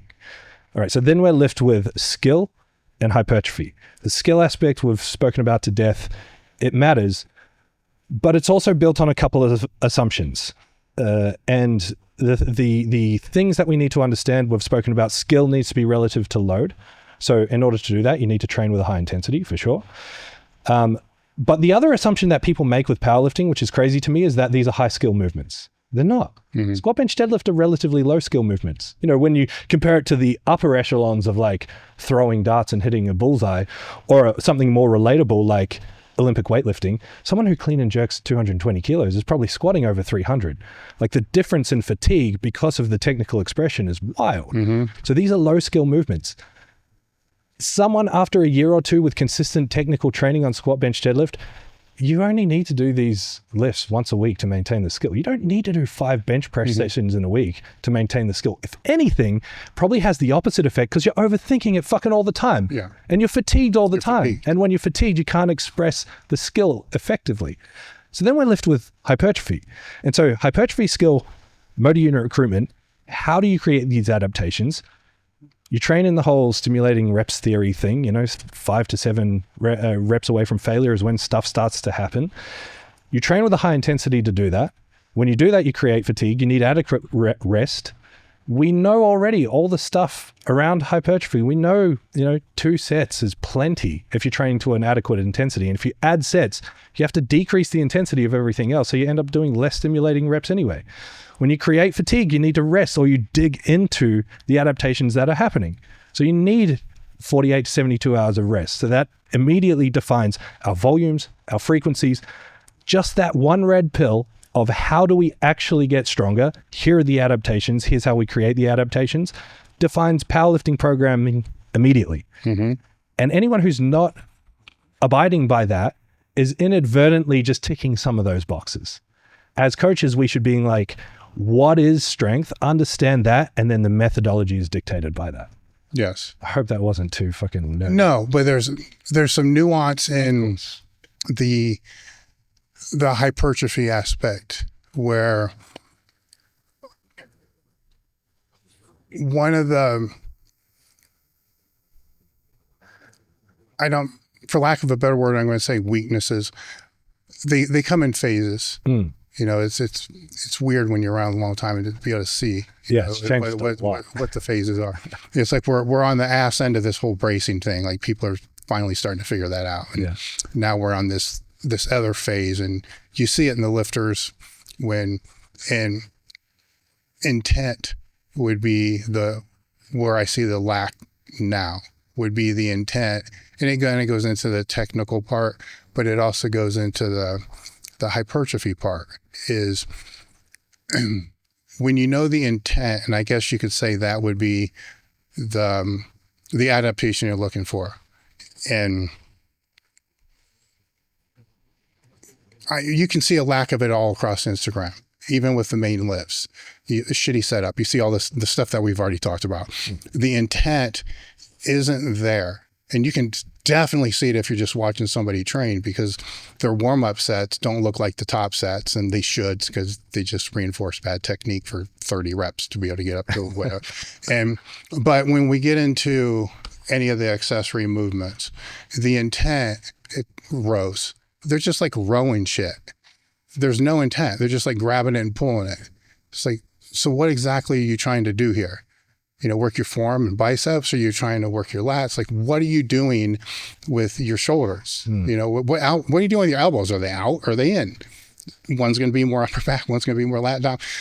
There's no fucking intent, with that. But the hypertrophy, you get what I'm saying? And with the higher the level the lifters go, you can see how this transfers into, say, with the lats, you can see how it transfers in all lifts, their squat, their bench, their deadlift. Like, you can't keep your fucking shoulders depressed and tight. Oh, interesting. All your lat work, your fucking elbows are out. Wonder why. And it's not that they're not strong enough, right? They're definitely strong enough. They just are not neurally connecting with the lower lat, because they haven't done anything. You get what I'm saying? Yeah, we literally just recorded a video on this exact thing. Yeah, so they haven't done anything for it. And then when they do it, they just put a shitload of weight on there and just start tugging shit. I'm like, you don't look at what a bodybuilder would do. Find the stretch position, contract that fucker, make sure it's working what you want it to work. Because all we really need to do is like wake it up so it knows what to do. When we say depress your lats, you're depressing your lats. But that intent across all accessory work is for shit. And I don't know if it's always been that way, because my focus has been too much on the bracing being so fucked up that you don't keep your eyes on all the other stuff. Do you see the same type of things? Yeah. And I mean, again, it's just people are confused, right? Like the theories and the information out there just is pretty illogical. It doesn't tend to line up. And like, at risk of what I was saying before being oversimplified to, I just train hypertrophy and then I'll be a great powerlifter. It's like, no, you need to be asking the question on every lift you do. And you just made the perfect example. I'm doing a row. Am I just pulling this thing from point A to point B? Like, what is the intent? What do I want out of this exercise? If it's hypertrophy, great. If it's improving the shoulder position for low bar squats and bench press, okay, well, now I'm probably going to approach it slightly different. And same with leg press, RDLs, good mornings, all the rest of it. It's like, what are we actually using this exercise for? But then on top of that, is this the best exercise for that? And there's different directions you can take for that. So like, I would be more inclined, let's say we're fixing somebody's torso position and bracing for their squats and deadlifts. A good morning, you could probably argue, is more specific to the squat. Yeah, but they're not going to do it right. Exactly. So like the RDL, you can achieve the same thing. Which one are they going to perform to a better quality and with a higher intensity? Almost always it's going to be the RDL. Like, do I trust this person to not do a fucking butchered version of the good morning? If not, give them the RDL. If you don't have eyes on it all the time, you're going for the best bang for buck. And so this is, again, the art of coaching is questioning everything, looking at it from every perspective. What do I want out of this? What is this actually doing? And if you can't have a really good, strong reason for why that thing is there, find something else. And the reason might be it creates compliance. They enjoy doing it. They want to do it. That's a good enough reason for sure. But like, people will just say things that sound good. And if you say it compelling enough and with enough passion, people just believe it. It's like, technique is all about lifting the strongest way possible, the safest way possible, the most efficient way possible. But if I go to you, okay, what the fuck is efficiency? What does that mean? What the fuck is safety? Define safety for me. You can't look at a lift and say whether it's safe or not. You can only assess the absence of injury. And the only way you can do that is to throw them under the bar and get them to do it a bunch of times over the years. Yes. So like, when you start looking, pause deadlifts are great for position. Okay, but you're just pausing in the same shitty position that you're trying to fix. So are they great for position? Again, what is the intent here? Why are you doing this? You have to ask and then ask again and then ask deeper and deeper and deeper until you get to a rock solid answer that stands up against every single argument from every direction. Yes. And if you're the client on the other end of this, it's your responsibility to ask the coach why and how, right? That both are important, because because I see a lot of the programs, right? And there'll be some pretty good explanations for the first lift, maybe the second. Then we get to the 3x10 shit. It's like, just fun. That just falls down into there. And the first question is, are these even necessary? Because they should, there should be a reason for it. But if they're not necessary, then why are they there? And if they are there, what's the intent of them? And because that's where it gets dicey with, actually the whole thing's dicey as fuck. But that's where it gets dicey, because those are the things they probably won't do. They'll just kick out. And, but they may be the things that you need that neural activation, to be able to get them back on, and they don't do.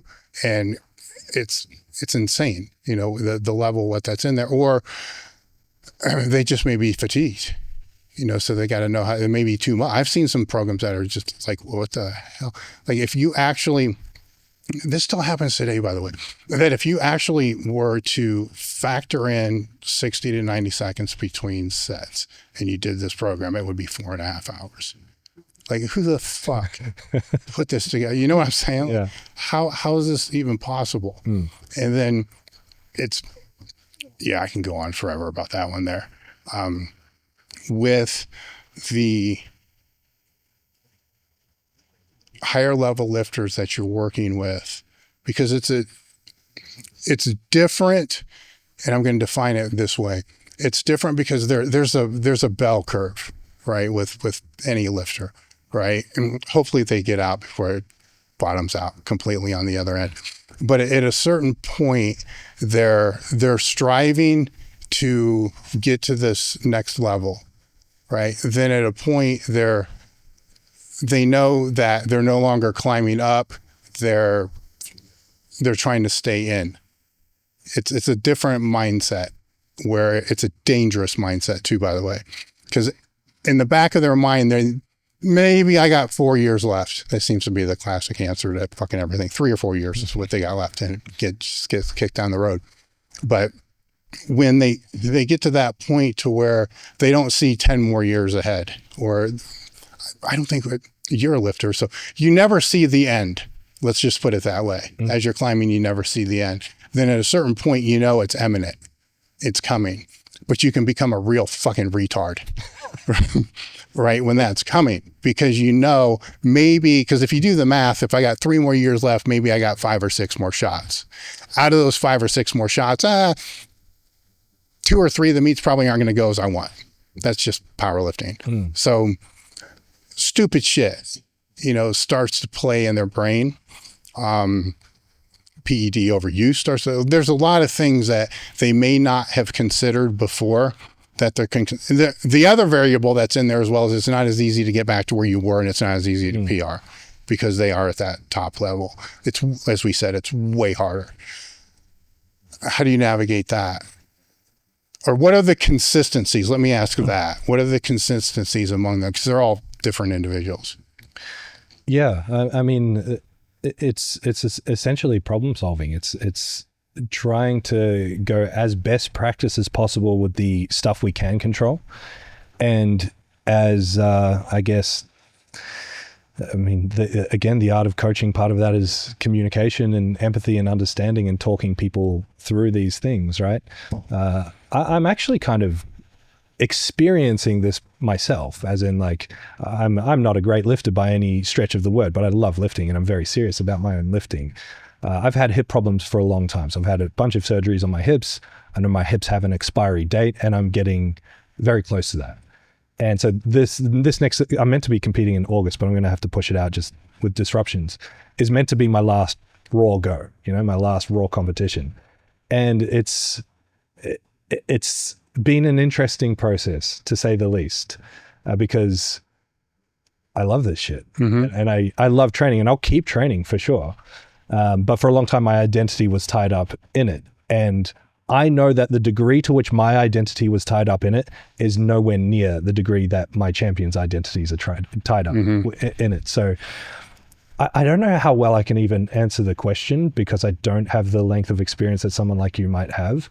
And I probably haven't been with people for long enough stretches to see what it looks like in terms of elite people, to see what it looks like coming over that hill and on the other side, but I know it's coming for sure. Yeah. So, I mean, what I will do is lean on my own personal experience in conjunction with what I know best practice to be from a coaching perspective, and try and help as much as I can. Yeah. Well, I would say if I was to advise any of them, it would be, what's the minimal effective dose across the board from the stimulus standpoint, and what's the maximal effective dose from the recovery standpoint? Because it's a wear and tear thing. I mean, that's essentially why careers are ended, right? It's just, no matter how you look at it, it's just wear and tear.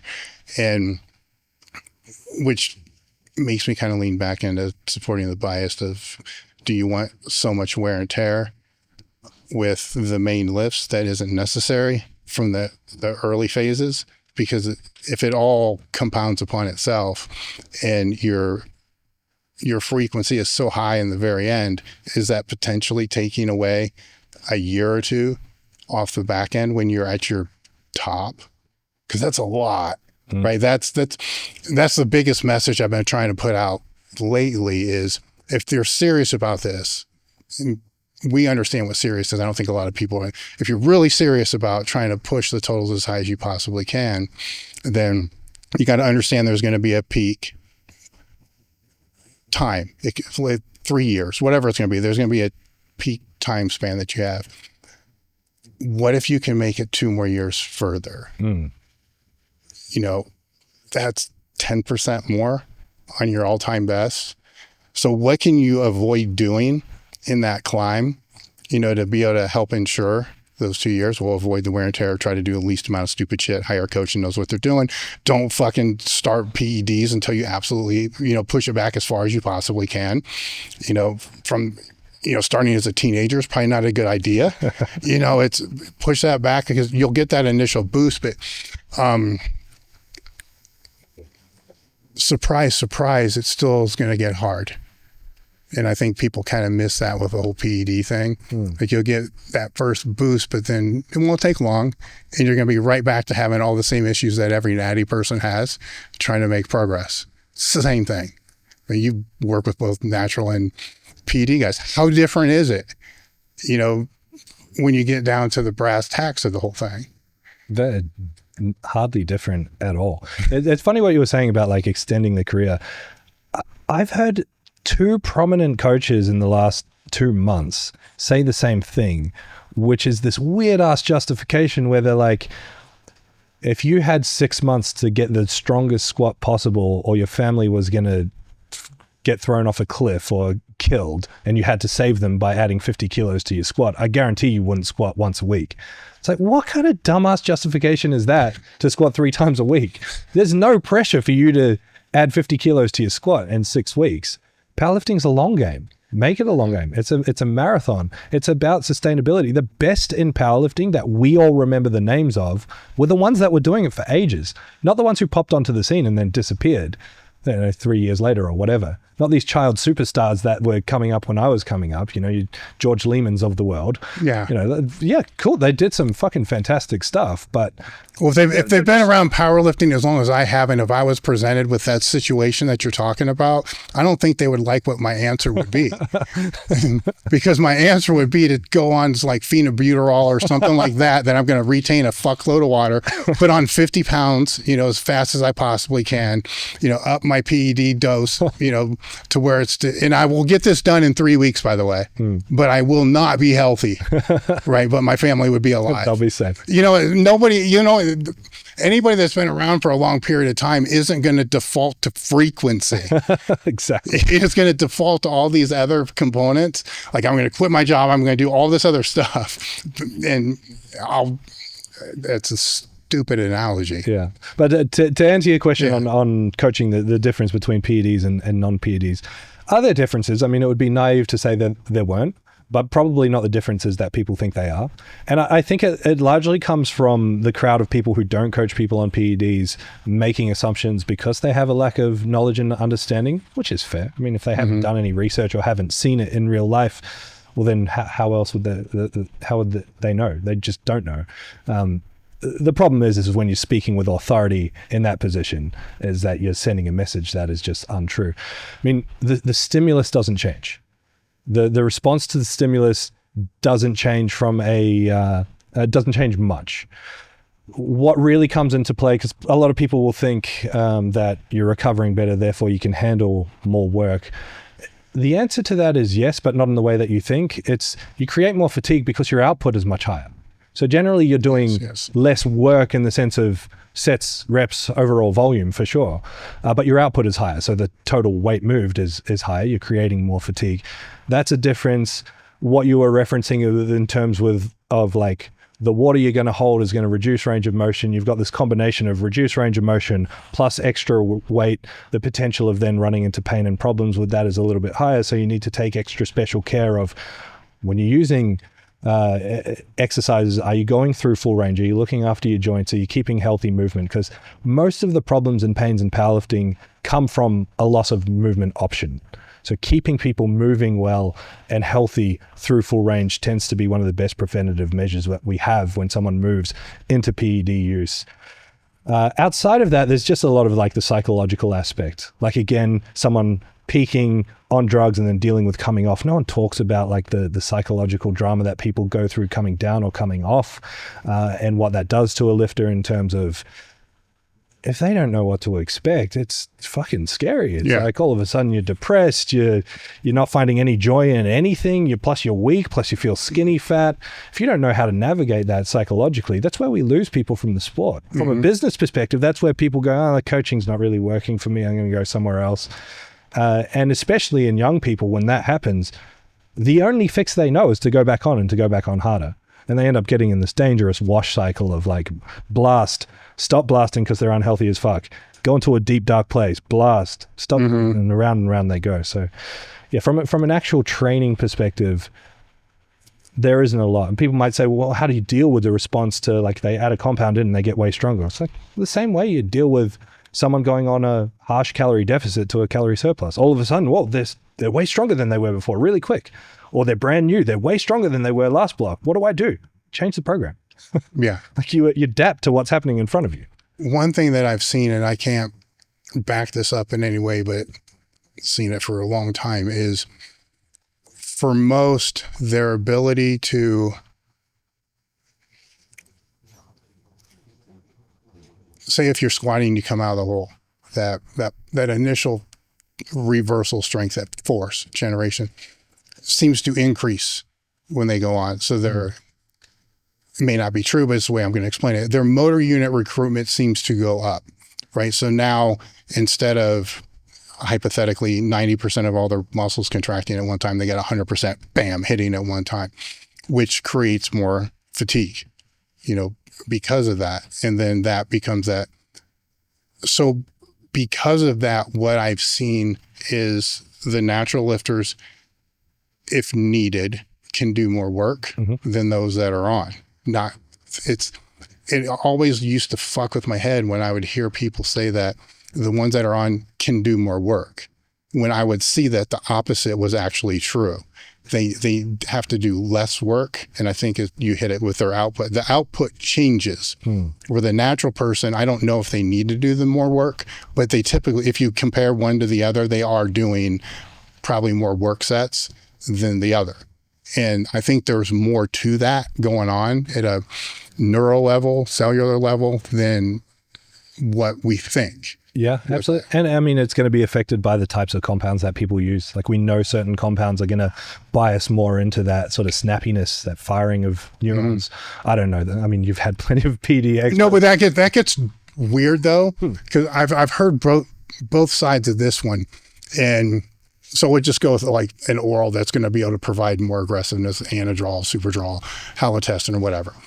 Taking that the night before or before that training session could potentially provide more output, right? I see the benefit, and I would be lying if I said I would never have done that, but there is an added risk because you're trying to stick to this program that's compounding upon itself. Then you put a hack in there, which will help the feeling of that session. But is it necessary? Meat would be a different type of thing, where if that's happening, all work sets the last 7 weeks before, and you're able to lift 20 pounds more, does that yield a higher result than if it just would have stayed on program with the regular weight to be able to go through that? I don't know. I don't know the answer to that. I just know that's a trending thing over the past year or two.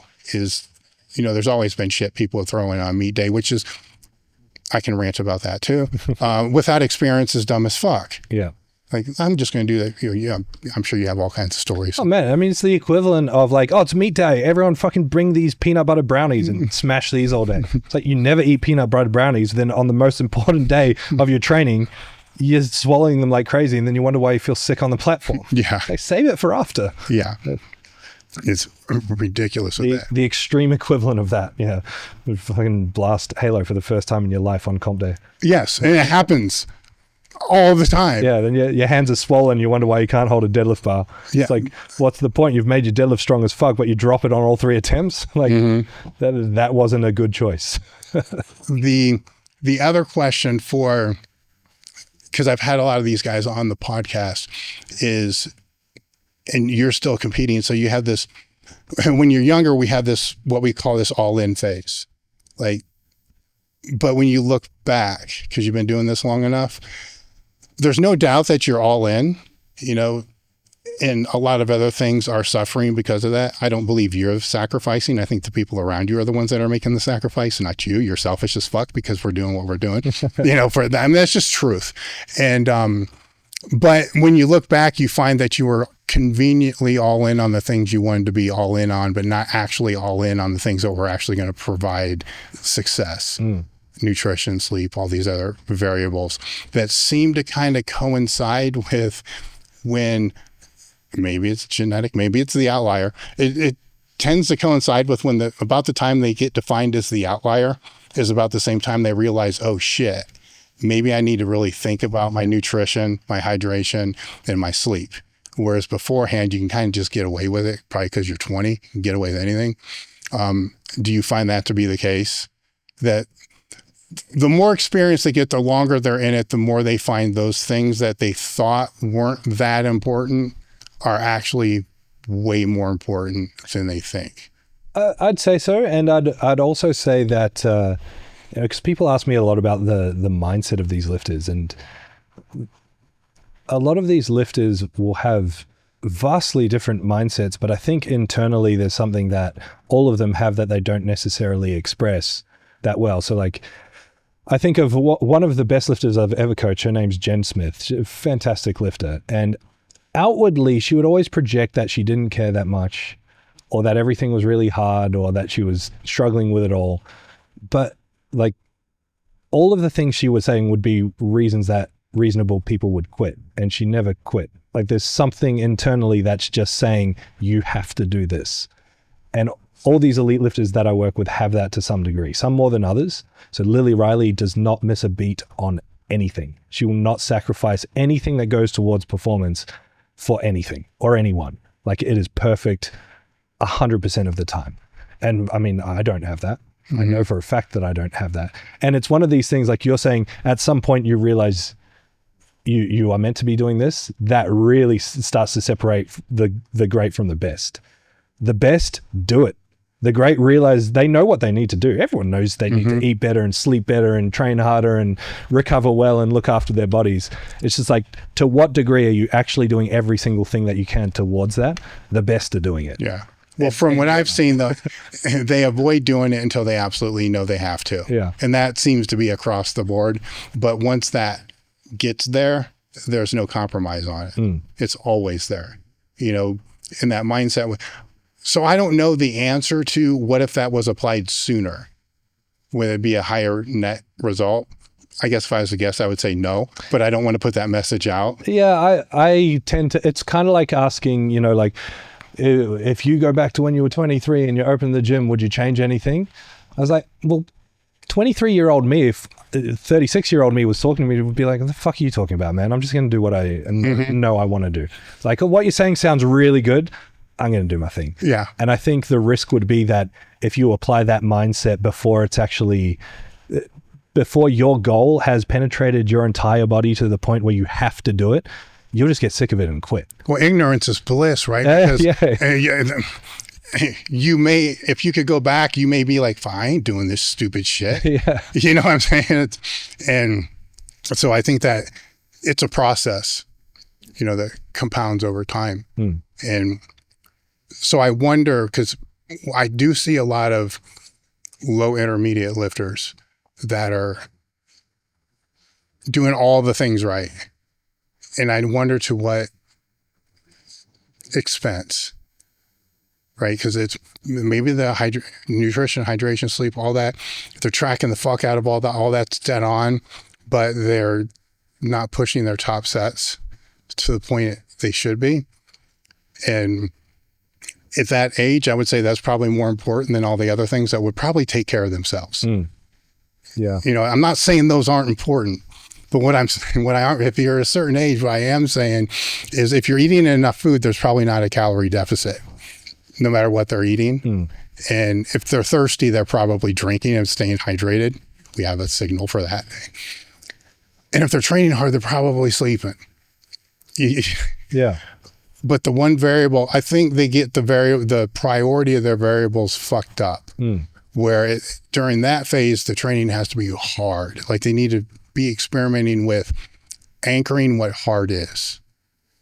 And then on the later end, it gets turned upside down. They know what that is. Training hard is not the problem.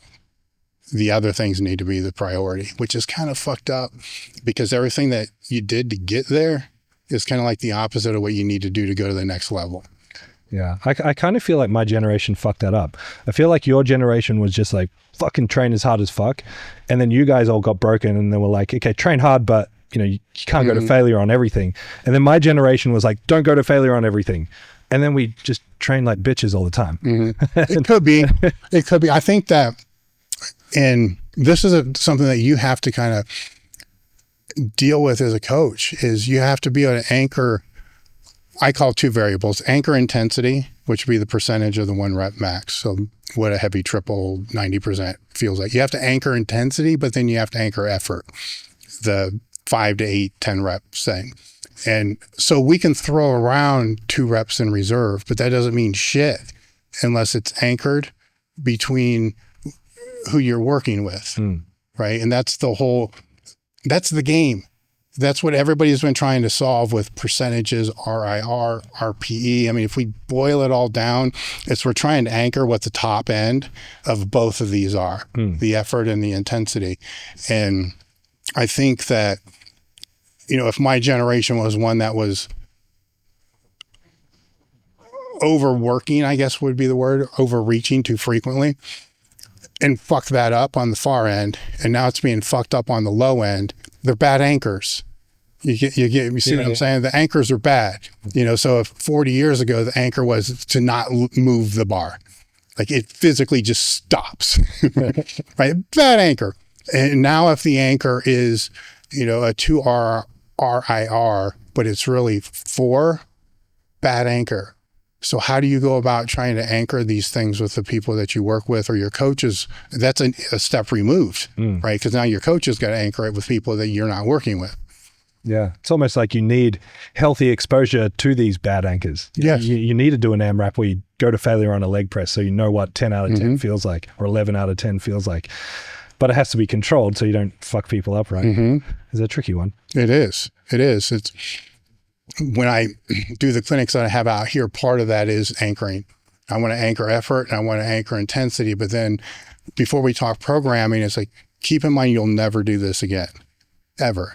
It's not necessary. Yeah. But what I'm wondering is what I would now say is an 8 on effort and you did a 10, what was your old 8?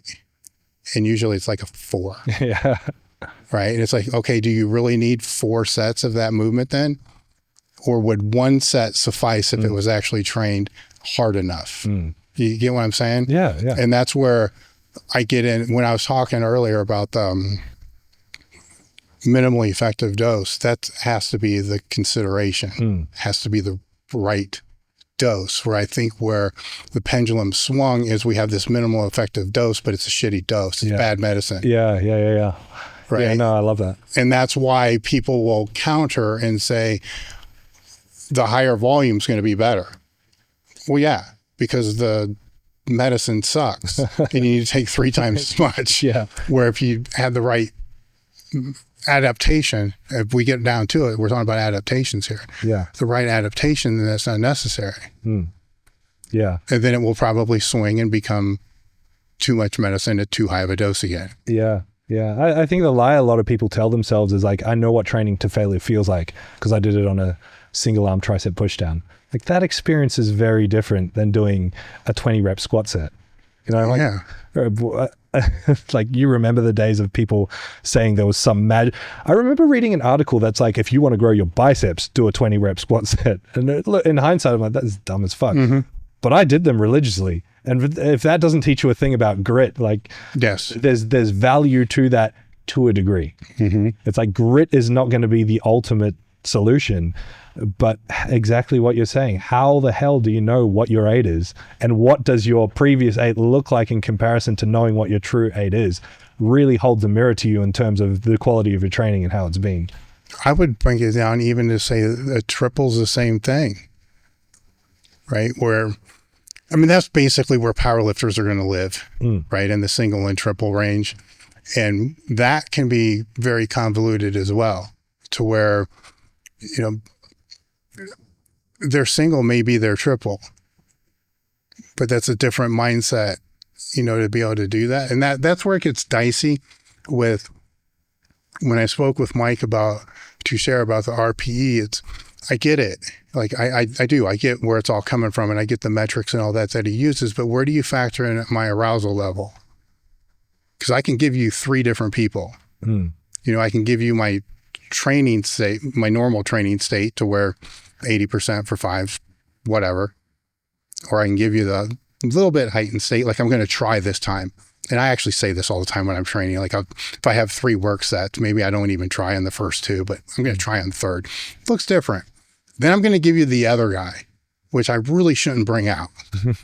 And he does 15, right? And that would be any lifter that's been around for a long time. That's the fucked up part, right? Is you don't want that guy but you kind of need that guy. Yeah. You know what I'm saying? So that's where it gets dicey when you're dealing with 80, 90%-ish ranges. And how do you go about figuring out, and not everybody has those levels, but they got at least two. They got I'm going to just train and I'm going to really try. There's two. How do you go about navigating that to let them know what they need to bring to the table for what day? I think this is the real challenge of programming, right? Which is, what can you do versus what can you do on top of the accessories for that session versus what can you do on top of that individual session next to the rest of the week? And then what can you do in that week next to the entire block? And how do you stack up these sessions across a block to the point where week 1 is effective and week 4 is effective, or 5 or 6, or however long your block length is? And how do you balance making them all effective and not running the person into the ground?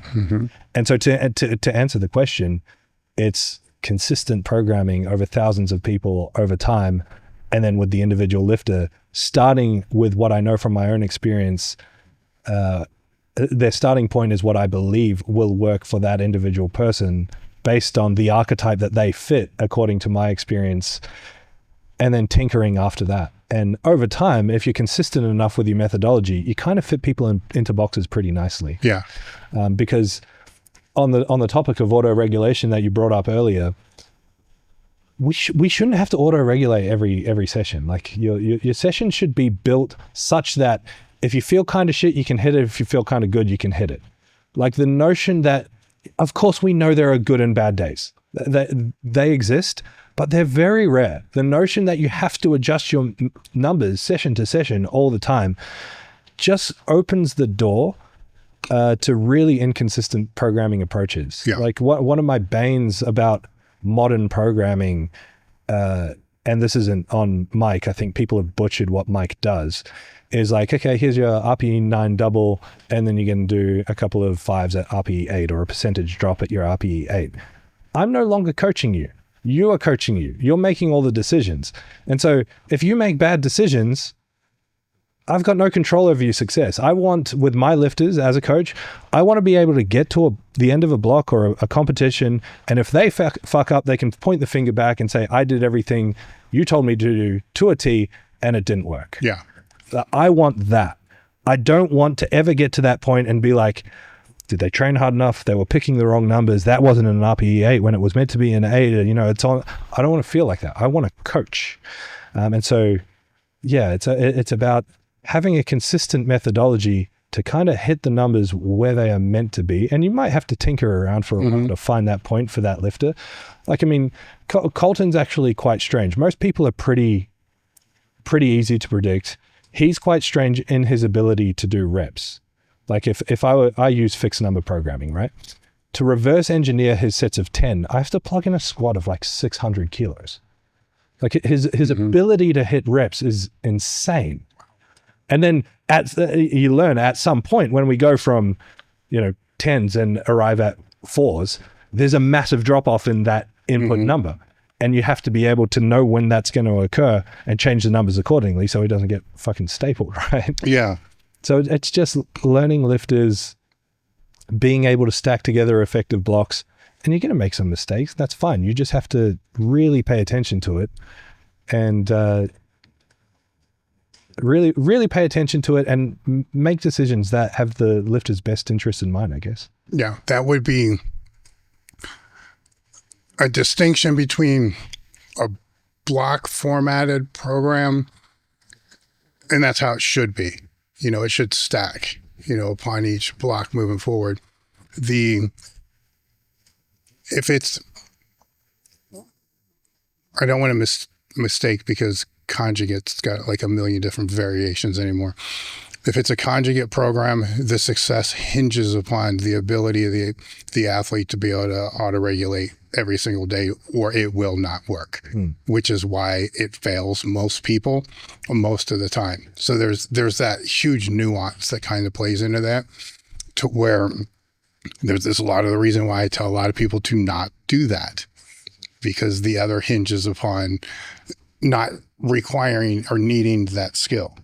And that skill's a huge thing if you're going to do max effort work and all this other kind of shit in there, because it may mean there's nothing else to be gone for that day, but you have to decide right there in that moment. Yeah. It may be what lift you're going to, there's a lot, that kind of plays into that a lot of people don't think about. And that, so it's still a skill that they need to learn, to be able to communicate with the coach. But you're exactly right. If this is being blocked out in the right way, they should be, if the coach is good, they should be able to do it no matter how shitty they feel. Outside of the main peaking weeks, but they still even there.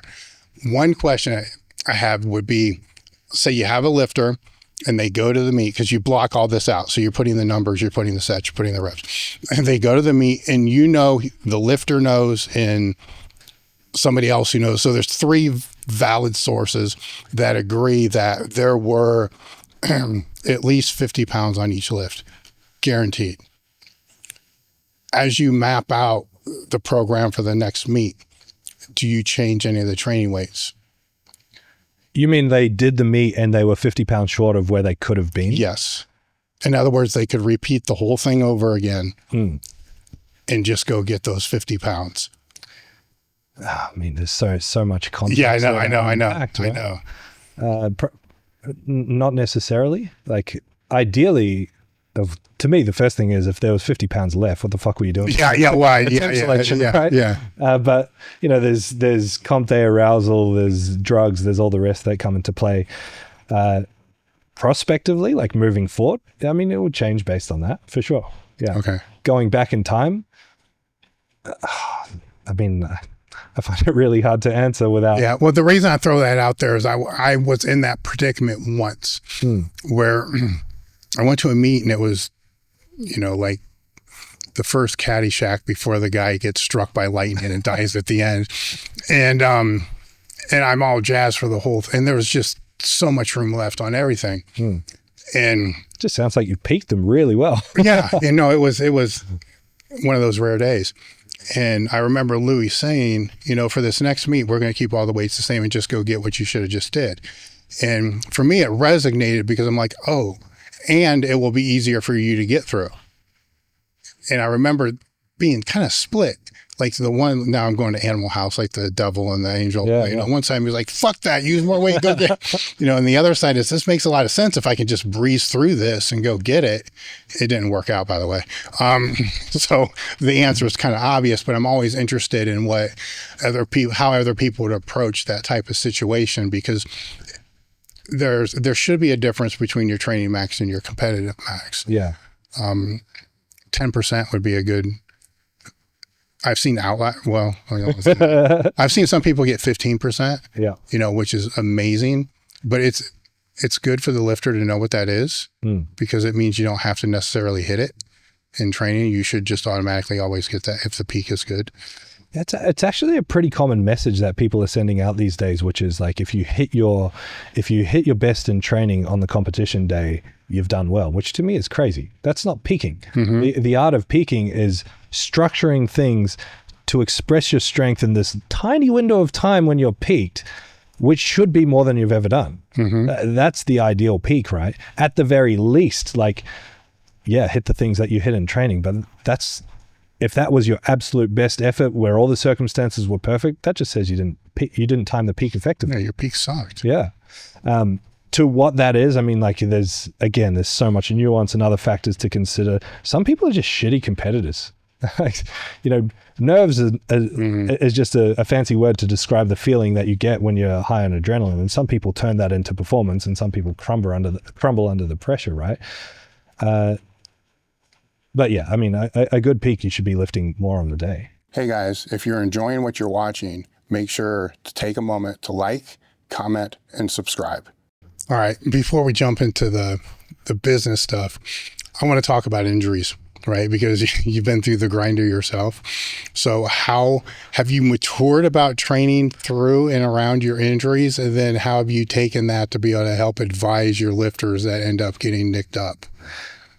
I definitely didn't mature as quickly as I should have. No, I guess I'm I feel like I've got two creeds of lifters: the lifters that ignore everything and just train, and the lifters that at the slightest sign of something being off are like, I'm taking the day off. Like, I don't know if you remember Dylan Hellriegel. He was a big deal a little while ago. He went the first 1,000-pound squat and 900-pound raw deadlift in competition when he was 23. At the time, that was the junior #1 total. He was like that. If he felt the slightest little twang or like, oh, my pec feels funny today, I'm not training. And it served him well for the most part. Yeah. I was going to say, did he ever train? He did. He actually stopped because he did start to he got really sick for a while, and then he became extremely injury prone. Things just started to break all the time. Now he switched to bodybuilding and looks incredible. Me, on the other hand, I'm like, my pec feels funny. I wonder what the next rep feels like. It still feels funny. I wonder what, that's why it feels funny. Okay. Mm-hmm. So it took me a while, but I think the biggest thing is an injury is trauma, right? And when you experience trauma of any kind, you go into hyper learning. Your brain absorbs everything as quickly as possible in that moment. And so anyone who's been injured, even just once, you injure your pec doing a bench press, it takes a while for you to be able to bench press without wondering when it's going to pop again. And a big part of when a lifter experiences an injury is getting them out of the mindset of what just happened, because you can't control and you can't take that away. That's done. Into what happens next. What are you going to experience over the next few days? What is the pain going to look like? What does the rehab process start to look like? What does the recovery time start to look like? What can you expect as part of that rehab process? So the gift I've experienced through experiencing lots of injuries and through coaching people through lots of injuries is I have the answers to a lot of those questions. Oh, you've done this. That probably is this. It's going to feel like this. And a facet joint injury in the back is a good example, because when someone experiences a facet joint strain in their lower back, it's like you're being shot. Like it's 10 out of 10 pain. You can't walk. You think you're dying. And if you've never had a lower back injury, we've been taught our whole lives, protect your lower back. If you get a lower back injury, you're going to be paraplegic and never walk again. So you bend down and grab your knee wraps off the floor and something pops and you're like, oh my God, this is the worst pain I've ever had. The trajectory of that is normally 3 days feeling really horrible, a dull ache for a couple of days, and then you're fine. Mm-hmm. And so like when people are in that moment of that degree of pain, they're like, I have to go to the hospital. Something is drastically wrong. If you've had it enough times and you've been through it with lifters enough times, you're pretty good at just going like, you'll be okay. Yeah. And that calming approach of like, this is what's going to happen. This is what you can expect. And then that playing out builds trust, builds faith from the lifter, and also provides them with a sense of relief. Oh, Thomas said this would happen, and it's happening. That's good. It means we're all good. Because I'm always going to say, you're going to be fine. It's going to be okay. Yeah. There's a recovery to this. Yeah, because those type of injuries kind of come with the territory. I mean, we'd like to sit here and say that you can avoid all of them, but they kind of come with it. They shouldn't be frequent. I will say that. They should be kind of avoided at a cost, but it comes with the territory. But for a lot of people, they're mentally very hard to be able to kind of navigate, because it's the example you gave. It's like, yeah, that can happen on Monday. I'll squat Friday. No big deal. I just got to do X, Y, and Z to be able to get that done. Where for me, like the total rupture with surgery was always easier to deal with, yeah. Right? Because there's no uncertainty. Yeah. With the other ones, you kind of know the path, but there's still this little bit of uncertainty. You don't know, will it rear its head at any given time? But if you're under the knife, then the motivation changes to almost the competitive motivation. Now I have to get back. Yeah. And then that provides that drive, to be able to do that instead of this weird area with pec strains that may just come up. You just hope to God it doesn't come up the last 3 weeks. Yeah. Yeah, it's interesting you say that. So a couple of years ago, I have a great 100 kilo bencher. So he benches 250 at 100 kilos, and he had a complete pec rupture. Now, this guy is one of the most anxious people I've ever worked with, not just in lifting, but in all areas of life. Like everything is the end of the world. And when he sent me the video and told me it had just happened, I was like, this guy's going to be really tough to guide through this process. He was great. Like it was probably something that solidified for him, it probably helped his anxiety more than anything for that exact reason. It's like, well, you can't control what's happened. Yeah. It's just happened. You know, there's only one pathway towards this. You have to get the surgery. You have to go through the rehab process.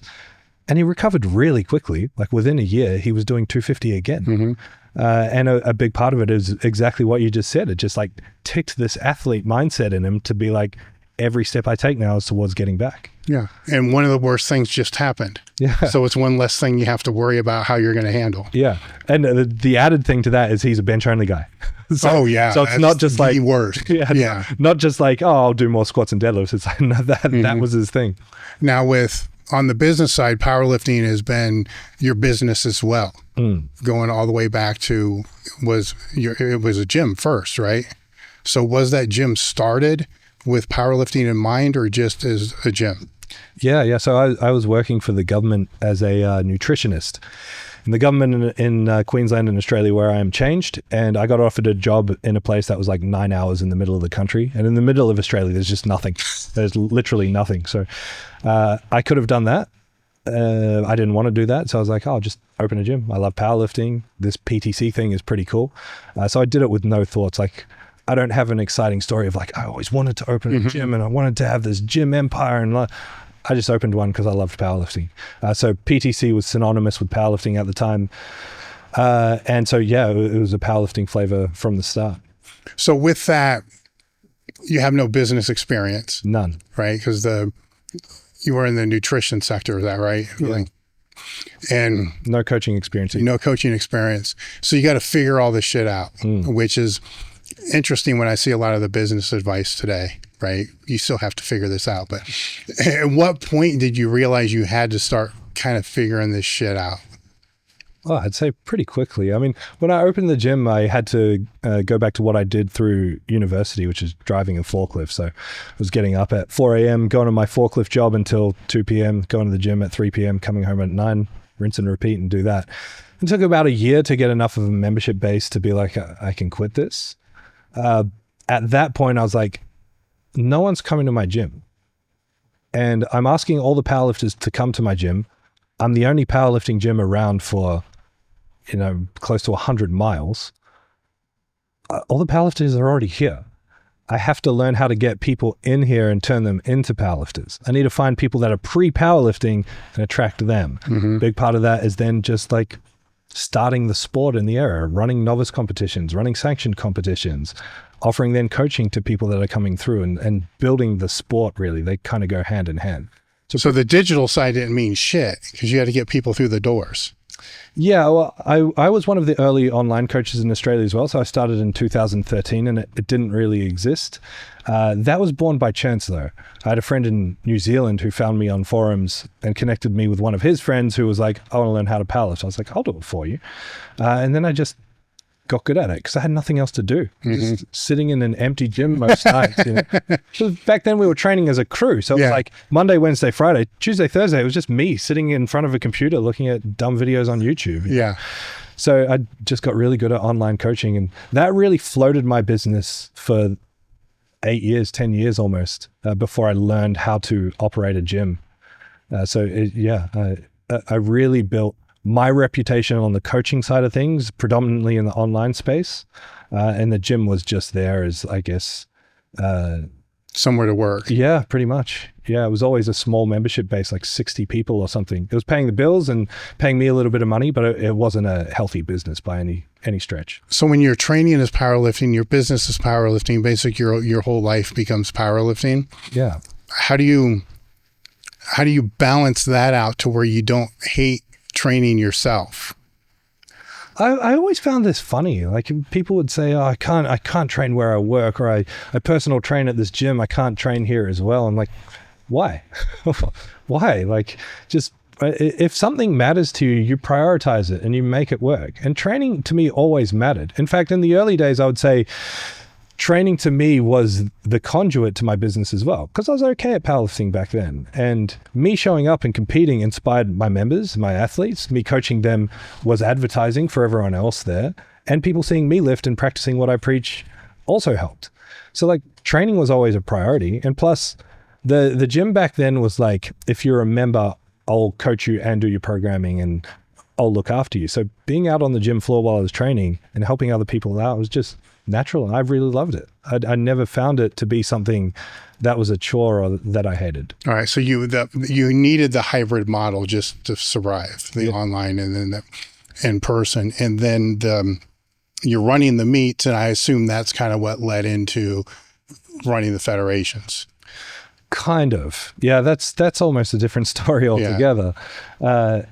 Essentially what happened was there was this federation. It was the IPL affiliate in Australia. It's tiny. No one did it.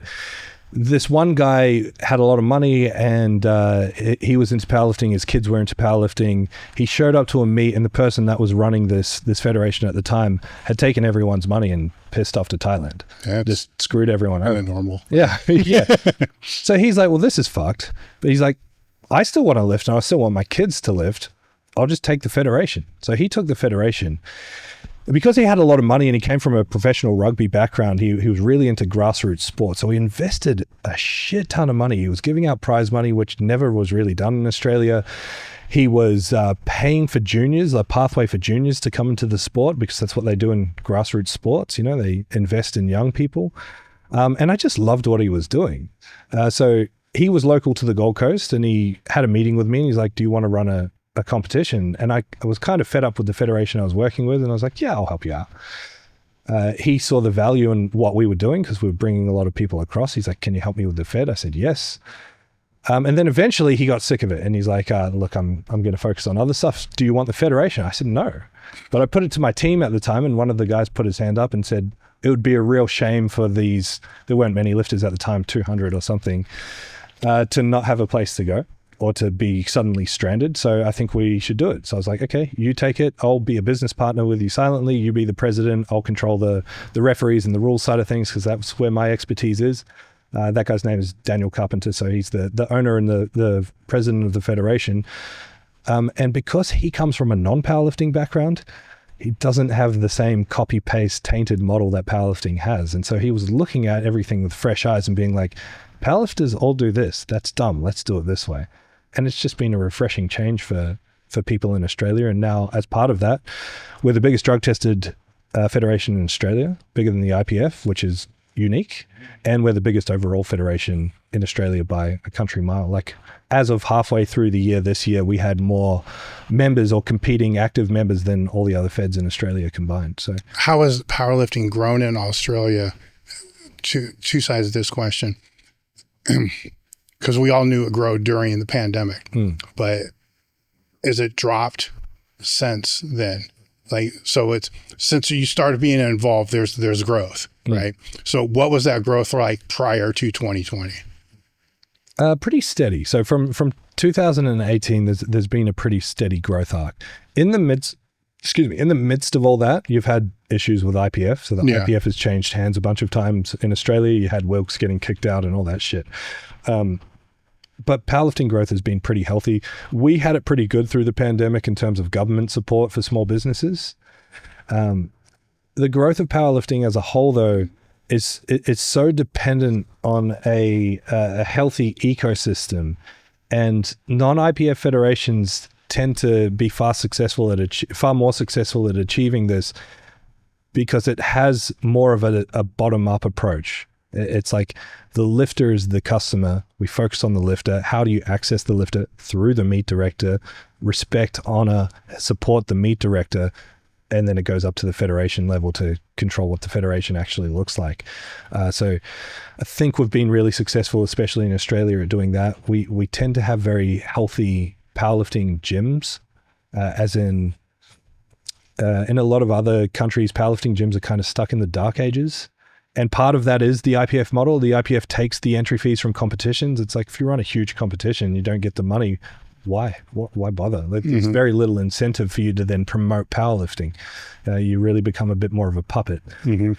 So I'm big on, in order for powerlifting to be healthy, you have to have good gym owners with good gyms that are really pushing the sport. And in order for them to do that, there has to be incentive for them to do that. Yeah, there's there's a lot of federations, but there's many federations. And I was naive to the fact that meet directors and a lot of the federations were receiving zero, which kind of blew my mind. Like, why in the hell would they do this? It's a lot of work, and granted, there's always a risk. I can get making zero, but the opportunity to be able to make $1,000, whatever, it's not going to be a whole lot anyhow, but to be able to make some amount of money on the back end is an incentive. But when there's no incentive at all, it's like, what the fuck? Like, I never really understood that. Because I've been told, I don't know, because I'm not on the inside and I don't pay that much attention outside of the podcast, that since 2020, powerlifting has been decreasing, right? And I could see that kind of being true, because if there was an increase because of pandemic, and there would be a decrease, but I've also been told that decrease is lower than what it was, say, in 2019. Are you seeing that? Or not personally, not with our stuff. I mean, I don't really pay attention to the rest of the world, I guess. I pay attention to the UK and New Zealand, and all three of those, Australia, UK, and New Zealand, have had pretty steady growth. What do you think they need to do? Because this is the question everybody asks. Like, what do you think they need to do to make it to grow bigger? And do we want that? I mean, I want that. Yeah. My whole life is about growing powerlifting. You get people that are like, the new school powerlifters are ruining it, and it's not what it was. It's like, what was it? It was squat, bench, deadlift, one rep max. It still is that. It's like, just because you don't like the new school powerlifters doesn't mean it's not good for the sport. Yeah. More eyes on the sport is going to be a good thing, right? But this happens in all sport. I come from a competitive freestyle BMX background, right? And as BMX got more and more attention, just like skateboarding did, you get the old heads being like, it was better when it was underground. It's like, that's just how you experienced it. But the old heads, when they were coming up, said the same thing about them. Exactly. Like, I look at my gym, when it started out, and there were some great times that we had, and memorable times that we couldn't replicate today. My gym's way fucking better than it was back then. Like the growth of it and having more money in the gym and being able to buy more equipment with that money has only been good for everyone, including powerlifting. But to answer the question, I think as a whole, the problem with powerlifting is that there hasn't actually been any real innovation in terms of how the sport is run. So like from a sporting perspective, you look at, we went from we went from blackboards and writing things on blackboards with chalk to Next Lifter, the little fucking Excel spreadsheet. Now we got Open Lifter and lifting cast. That's an innovation. It's not. It's the same stuff. Yeah. And it's all designed for the spotters and loaders and the meet directors. There's nothing there designed for the spectator.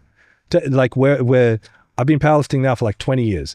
And to this day, I go to a competition and I look at the crowd and I see people's mums and dads and brothers and sisters, and they have no fucking clue what's going on.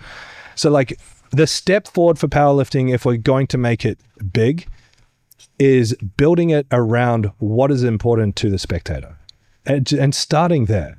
Like having scoring systems that tell someone where they're up to, that tell someone what they need to win, that make that very clear, that make like, you go to a basketball game, who's ahead. How many points they need to. We don't know that with powerlifting. We're just watching people lift. So I think starting with a spectator focus is going to be a really important thing, which will change a lot about how competitions are structured and presented. If you've got a good commentator or a good live stream presenter, you can deliver some of that information, but that relies on those people being around. And a lot of competitions and federations don't really do that.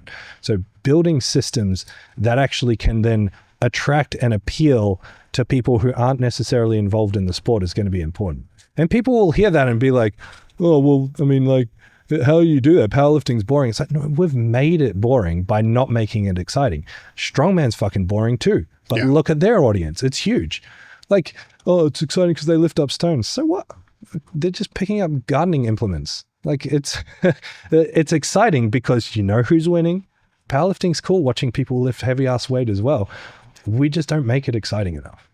So if we're really going to grow it and attract commercial attention to the sport, I think that's where we need to begin personally. Yeah. So how do you balance that?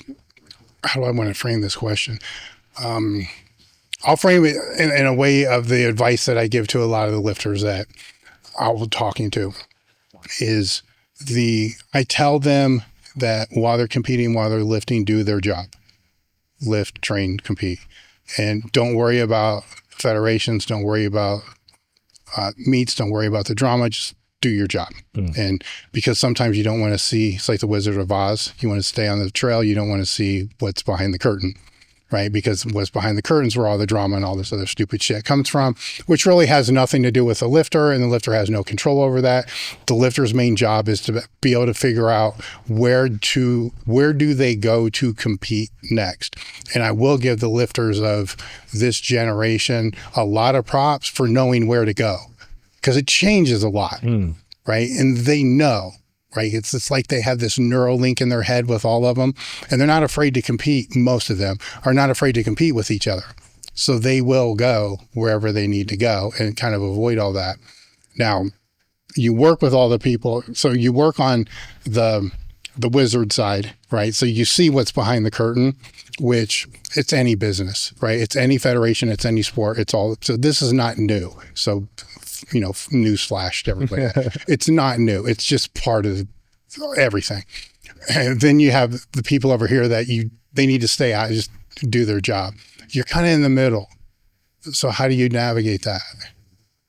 Because they're going to come to you. You know what I'm saying? It doesn't matter if it's your federation or a different federation. They're coming to you and say, what do you think about? And meanwhile, they shouldn't give a fuck. You get what I'm saying? Yeah. Yeah, I mean, it depends on what you want out of it, right? Like if it's lifting for fun, go to where you perceive you're going to have the most fun. If you are wanting to be the most competitive person, go to the federation where you're going to find the most competition. If you want to be a professional power lifter and make money, go to federation that's offering prize money. I think that the real thing that people need to hear is that once you pick a fed, you're not locked into it. You know you're allowed to change, right? You have a choice. And I think the IPF mentality, or let's just say the drug-tested mentality, is that if you pick this drug-tested federation, you can't go there. You can change. Yeah, there's some red tape with IPF when you resign, and the wider side of things, that's fine. Just navigate those rules. It's not hard. You are allowed to change. There's no problem there. It just takes a little bit of time. So you're not at risk of making the wrong choice because you can change the decision you make. Yeah. And then if people are asking, well, how does it work with federations? Like what ones are good or what ones are bad? It's like, it's up to the federation. It's a business and they're marketing. It's up to them to market in the best way possible. And if the consumer makes a choice for them, then the consumer gets to decide, did they deliver on what they said they would or not? And if they didn't, go somewhere else. This is the thing. Everyone's scared that they're locked into something. You're just not. Yeah. So how do you help them navigate the drama that bubbles up through? I mean, I try and stay out of it as much as I can. I mean, it's really up to people to make up their own mind. So, I try to keep my hands clean of it and be as diplomatic as possible. I don't know if that completely answers the question. I guess in a way by doing that, you're leading by example, so I like to, even if I know, play ignorant. Yeah. I mean, I guess what I would really say to people is like, no matter where you go, when there's small communities, and we're a relatively small community, there's good people and there's bad people. And it's not fair to say this fed is good or this fed is bad, because the fed is just the fed. The IPF, I have plenty of friends who are amazing people and run fantastic competitions and are great in the IPF. And if you're in their area, I'm going to say they run the best competitions. I don't give a fuck about the 3 letters that precede it. And I know people that aren't great people in the IPF. And I can say the same in basically every federation, including the ones that I'm involved with. Yeah. Right? There's good and there's bad people everywhere. And it's up to you to make a decision as to where you want to go. So then with your online space, how have you gone about scaling that, and what obstacles have you run into? Because starting, it's just you, right? Now you have coaches under you, right? So there's quality control. There's taking your program and disseminating it down but allowing them to be able to change whatever they have to change to be able to, because at the end of the day, the lifter needs to get the results. Yes. No matter how that's going to happen. Yeah. But you still have to be able to maintain your brand. Yeah. So, I mean, this comes back to what we spoke about right at the start. You know, I said, I believe my brand is built upon technique. And so what kind of happened is, as I started to become, I guess, flavor of the month as a coach in Australia back in like 2014, 15, eventually people started coming to me and saying, hey, can you mentor me? I'm like, I don't know what the fuck mentoring is. No. People kept pestering me and asking me. So eventually I just said yes. And then I started sitting down and having conversations about like, this is what I do. And as I articulated what I did from a technical programming perspective, I was able to call myself out on all my bullshit. When it's put out in front of you and you're saying it and you're like, that sounds real fucking dumb. Then you go away and you think about it and you're like, that makes no fucking sense. I need to change that. Yeah, I relate to that. Yeah. I mean, you've got fucking 20 years of it, like stamped in time, It's right? a lot. Yeah. So like you see this stuff, you're like, what the fuck am I on about? And so that just kept getting refined and refined and refined until I created what we call the coach development system, which is essentially everything we do in an educational platform, I guess. But it's literally just what I do. It's unpacking every bit of nuance of technique, being able to answer every question. And so I just teach my coaches that. And so it doesn't matter if they're, in fact, I wouldn't go for an experienced coach. I would go for someone who's good with people and teach them how to coach. That's been the real success of the brand, is that most coaching brands, or especially gyms, when they try to expand, they're bringing on people that have differing opinions and it creates conflict. We're all doing the same thing. We're all cut from the same cloth, following the same system. And that's allowed for that scale. And in terms of online, our actual online coaching isn't that huge because my focus has become pretty laser focused on the gyms themselves. So I don't know our total client count online. It'd be a few hundred. At one point, like when I had the gym and the online coaching stuff to myself, I was working with like 250 clients to myself. It's just too much. Just like work 24/7 basically. Yeah. And so as part of that, you learn a lot of systems, you learn systemization, you learn efficiency, you learn good, quick communication, you learn how to scale that with trial by fire basically. But coming back to the heart of the question, how have we been able to scale it? It's the focus on a defined product where I can say, okay, you're going to work with my coach, James Hendry. I am confident that he will, if you didn't know who was talking to you, you wouldn't know the difference if it was me or him. Like, if I didn't tell you who it was, you'd be getting the same experience. Maybe not in terms of the language, but in terms of the result that you're going to get, it's going to come the same. And so I have utmost faith and trust in my coaches, and it seems to be working. So why the decision to double down on the gyms instead of the online? Oh, it just kind of happened. Like 2020, I was mentoring a gym owner and all their staff. So that I was going there twice a week and taking them through mentoring. And then in confidence, they're like, hey, we want to sell the gym. And I was like, oh, okay, I'll ask a bunch of people and see if I can help someone buy it. And the price kept going down and no one was taking it. And I was like, maybe I should buy it. I'm like, don't be stupid. You're not going to buy it. And then a random, out of nowhere, Daniel Carpenter, the guy that owns the federation, he texted me and he's like, hey, I hadn't spoken to him for a while. I used to coach him back in the day. Hey, my dream is to eventually open a gym in like the next 5 years. I'm like, hey bro, you want to do it in the next 2 months? He's like, yes. And then moved city and came and opened that gym with me. And so then another gym opened in another gym, and I own them all as partnerships. 51% as partnerships. So I have controlling direction of the brand. I oversee them. And I was like, I have to focus on this because I can't let my business partners down. So it's really been a strong focus on the gyms. All right. Because I would think margin wise, wouldn't it be higher online? Yeah. Way. Yeah.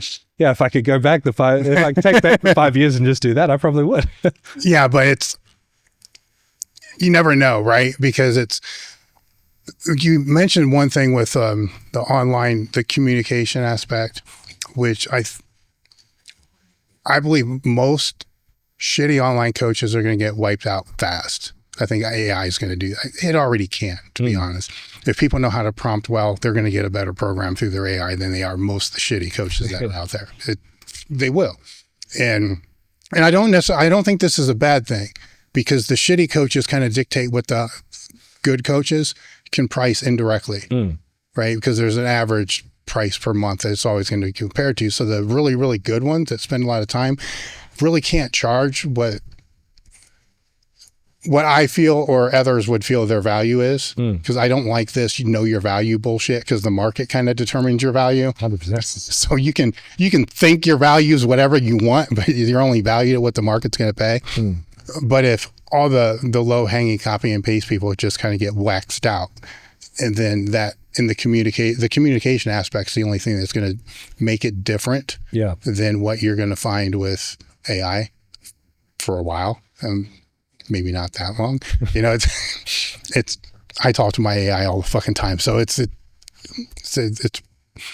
interesting. We live in interesting times, but that piece there is, so what I'm kind of saying is the physical aspect may be a good thing. And my prediction, and I'm shitty at predictions, by the way, is that we think we live in this digital world now. We're just starting. Yeah. It's going to get way more digital. Then I think there'll be a tipping point.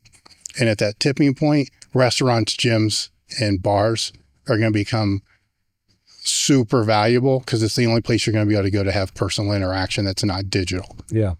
Right. And that's a great frame. It's a great place to be when that happens. And when does it happen? Could be a year, could be 10, I don't fucking know. That's the cool thing about making predictions and conspiracy theories, is you don't put a date on it. That way you're always right. Yeah. Yeah. 100%. Yeah, no, I mean, I was being facetious when I say I would go back and change it, because I really wouldn't. And I mean, the thing I love about the gyms is I believe I was put on this earth to help other people, to serve other people. And it just so happens that powerlifting is my vehicle. And I mean, you can think that's dumb or not. I think it's fucking fantastic. Like, powerlifting has been my whole life. It's been a big part of your life. And a lot of the tough lifters that would say, I'll be fine without powerlifting, take it away from them and see what happens. Yeah, that's the thing that you go through, and you're not there yet. But that identity crisis, when it gets stripped away and you can no longer do it, but I don't know if you're going to go through that, because you've had, this don't have a backup plan, like no B plan. That's bullshit. Yeah. Burn the boats. That's fucking dumb as fuck. Where you've had this backup plan, which is the business side of it the whole time. The only weird thing is when you're done competing, if your identity is 60% that, then you're locked into this. You can't get away. That I struggled with that for a while when I couldn't compete anymore. It's like, fuck, I just want to get the fuck away from it, but I can't. Yeah. Because it's ingrained in all this other shit. But you get through it, and then you find a different passion for it. I've become good at helping those people navigate that space. It's actually worse for the ones that can completely disassociate, which you would think it's not. Like, from my own experience, I'm thinking, this is hell, because I can't get the fuck away no matter what I do. How cool would it be if I was like an accountant and just didn't have to deal with any of it? And it's worse for them, because it becomes so ingrained in their identity that they can't find this other identity, instead of realizing that's not really their identity in the first place. But it's easy to kind of make it your identity, especially if you do it since you're 12. Like I did. You think that's who you are, but it's not. And do you find that those people then end up floundering around with other tasks? They dabble in this, dabble in that, and never really jiu-jitsu. They try bodybuilding. I mean, you can see what most of them try to do. I think what it is, if I can try to put a pin on it, it's trying to find something that they can take the skills that they developed that they may not even know they developed. Let's say discipline or whatever it is, and put it somewhere else. They're looking to plant that flag like somewhere. Like, how can I use this skill that I have to do boring repetition shit all over and over and over again, but not hate it? And so it's like, well, I'm going to try to get super lean. I tried that. Like, this didn't fucking work. So it's kind of navigating through the space to be able to find what about it did you love the most. For me, it was just lifting something maximal and straining. Like, so how can I find that and not be a dumb fuck, and still do that, but not destroy everything up from that training side. All the other stuff, whatever, I can do without that, but that, it's kind of the other people. It could be just the fact that they think they're known. That's another one, is they're in a community where people kind of know who they are, but then outside of that community, nobody knows who they are, but they don't realize that when they go to their own grocery store, nobody knows who they are. So they've never been in a community where people really knew who they were. Yeah. So it's weird, with each of them as they kind of go through. Some people are just like, fuck it, I'm done. That would be the best way. Like Wendler's one of the best examples. He went squat a grand, then be done. Squatted a grand, he was done. Like, what the fuck? What the fuck? And it was a little bit different, but it's, so I don't really have good advice, it's because it's kind of when you train people, right? Everybody's a little indifferent. The only thing I put out there, the biggest concern I have for a lot of them is, and this mainly falls to the ones that are over 250 pounds, like lose fucking weight and get in shape. Yeah. I get it. You like to be big. I get it. But there's not a lot of 70-year-olds that are fucking 275 pounds jacked. Yeah. If they don't, their health is going to falter. And you see this now with just your older lifters. Granted, this is not a healthy sport, but health matters. And the older they get, the more important that becomes, because they can't recover. They have no circulation because they don't do any fucking walking or cardio or anything. They can get away with it when they're 20. Yeah. They can't go away when they're older. Yeah, that point you made about trying to find what to do with that skill, and then like right at the start of the podcast, you were talking about like the defining points or putting the pieces of the puzzle together. From a business perspective, Stan Efferding came out for 2015 GPC Nationals in Australia, and he did some seminars, and I went to one of them. And the thing that stands out to me the most was he was talking about his personal journey. He got onto business and somehow, and he's like, I was bodybuilding and I was prepping food and sleeping and doing cardio and training and all this just boring, repetitive stuff. I figured if I can do that, I can do that knocking on people's door and selling stuff. And I was like, shit, yeah, it's kind of the same. It's just doing reps of even stuff that you don't really want to do. That mindset shift really helped in terms of just like, hey, business isn't always super fun. No, most of the time it sucks. Same way with most of the time training actually sucks. When you look at, there's a lot of correlations. If people look back, if they've been trained, if you look back over your whole training, you can't remember most of it because it was just stupid shit that you had to do. I mean, you remember the highlights. Business is the same way. The one thing that's not the same is in business, when you have momentum, you have to lean into it as hard as you possibly can. Yeah. Right? Because it will not last and it will go away. Yeah. And it takes forever to get it again. Where in training, if you start to get momentum, you got to pull back. Yeah. So you don't snap it. And it's fucked up, right? It is fucked up because it's so opposite of what your feeling is. It's like, oh shit, there's momentum. Pull back because I don't want to fucking tear something off. I don't want to fuck up. I don't want to blow my nut before the meet. And business is different. Yeah. So there's a lot of things that don't correlate. In powerlifting, it's, all the responsibility is kind of on you.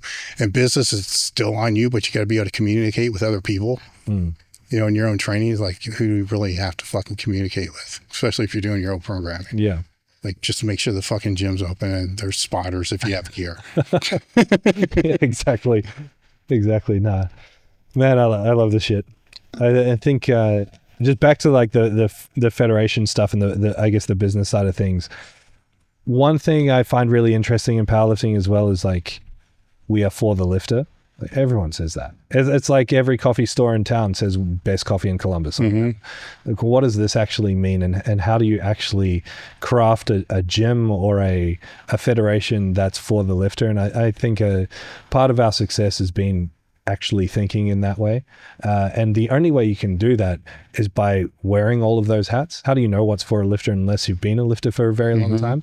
And if you come at it from the perspective of like what's important for the federation, it's the wrong attitude. The federation is literally dictated by the lifter. Yes. You know, where I see federations go to shit is they all start with that goal in mind, and then the people who are in charge of the federation are no longer competing. Then they become removed from that. Then they forget what it's like to be for the lifter, because the whole reason they started the thing is because they got so pissed off it's some other federation because they weren't. And they're like, fuck it, we can do better. We're going to start it. Then they become what they despised. And the way around that is to always make sure you have people on your board or around you that are still competing, to be able to always remind you. Because what the lifters want today is not what they wanted 20 years ago, or even probably 10 years ago. And what they're going to want 10 years from now is going to be different than what they want today. And there's a lot of nuance in that. I mean, it's still a squat bench. And this is where they fall in. It's still a squat, bench, and deadlift. And it's still, here's the rules and da-da-da-da-da-da. But that's not what they want. And a lot of times when some of the people that I'm speaking about will say they're for the lifter, I can just ask one simple question. It's like, well, who placed 6th in your last nationals in the 242 class? Actually, just name me 8 lifters that were in the meet. Their names. They'll get 1 or 2. Yeah. Then, so it's for the lifter, but you don't even know who the fuck they are. Yeah. You know, so that's, now you ask somebody that's still competing, that's in the, they know. They know, and they know what the fucking people did. They know the lifts. They know if those PRs. They know, right? Now, and that's an asset, but those would be shitty people to run a meet too, because they don't know how to run the meet. So that you got to keep them blend. You got to have open lines of communication between all those. And when it becomes the people in charge of, they don't know what the fuck they're talking about, the lifters, there's your problem. Yeah. And that's why every federation ends up, not every, but why most federations end up having something that no new federation was spawned in independence. Yeah, exactly. So they just copy paste the model, copy paste all the same problems. And like you said, they morph into what they despise because they've never had anything modeled differently. It's just like that is the subconscious inherent direction that you go. And so like I'm working alongside Daniel, I'm really committed to not doing that, to really taking, and I mean, people that are starting this, they don't come from a business educated background as well, where the primary focus is on the customer. And let's not just say the customer is the lifter. It's like a focus on a customer has baseline principles that you adhere to, customer satisfaction, understanding the target market is going to dictate the decisions you make in terms of structuring things. There's a lot that goes into it. Just like you're not here selling, I don't know, what's an example of something that you don't sell? That ice cream. You're not here selling, ice cream would be great. It'd be great because it's consumable and people eat it all the time. But way better than a rack. Yeah, your market is powerlifters, not ice cream enthusiasts, although you could argue they're kind of the same thing. But yeah. What topics did you want to go over that I didn't bring up? Oh man, I think we covered a lot in depth. Oh, yeah, your list.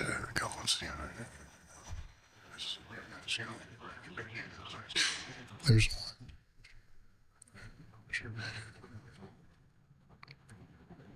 Oh, I'm not moving that. Coaching insights. We talked a little bit about that, but and I don't want to put a number on it. What would be some of the things today that you do differently from that perspective than 10 years ago?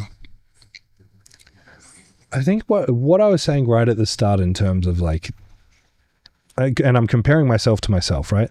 The difference between me as a good coach and as a great coach is just a far deeper understanding and appreciation of what we are trying to achieve in the gym from a fundamental perspective. Like what we were talking about before, what is strength? Like what are the fundamental biological principles that we have to adhere to see that happen. Because like, just as anyone coming through this, we literally just figure it out in powerlifting. Like there hasn't historically been a course that's like, this is squat, bench, deadlift, this is how you teach it, this is how you program for it. It's why I created my education program, because I want to solve for that, because I spent fucking 15 years looking for it and couldn't find it, right? And so like, just a deeper and purer understanding of those factors is really the difference. And I'm hammering that point home because the natural tendency is to go looking for something special and something different. We already know what works. Like we've already figured it out. It's just there's a lot of noise around it. And if we can learn how to filter through that noise, we're going to create far better outcomes, right? So for me, it's the difference between now and 10 years ago is that 10 years ago, I was parroting stuff that I heard that sounded good. Now I understand it. Yeah. Now when we spoke earlier about the things that could add years on to, so competitive longevity. And I gave some examples of, push the PED use back later, don't be a dumb fuck, with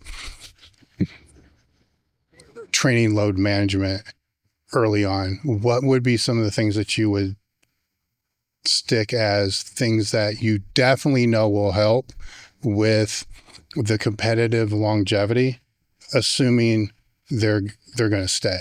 I mean, there is that variable that most people just aren't going to stay around long enough to be able to see what their true potential is. First and foremost, peak less. And I mean truly peak. That doesn't mean compete less. So peak and competing, two different things. A peak is a block of really hard training. You're putting your body under a lot of stress. But more than that, in a peak, you're literally just practicing. You're literally just lifting heavy to practice doing the meet. The true peak is like the last 3 to 4 weeks. And in that period of time, and arguably the 3 to 4 weeks before that as well, you're not getting any bigger, you're not getting any stronger. So from a long-term training success point of view, peaking is a fucking waste of time. Yeah. It's literally just about the competition. So if you do, let's call it, we've got say 6 weeks where you're not getting any bigger or stronger. If you do 3 peaks a year, you've lost like 18 weeks. It's almost half the entire year is gone.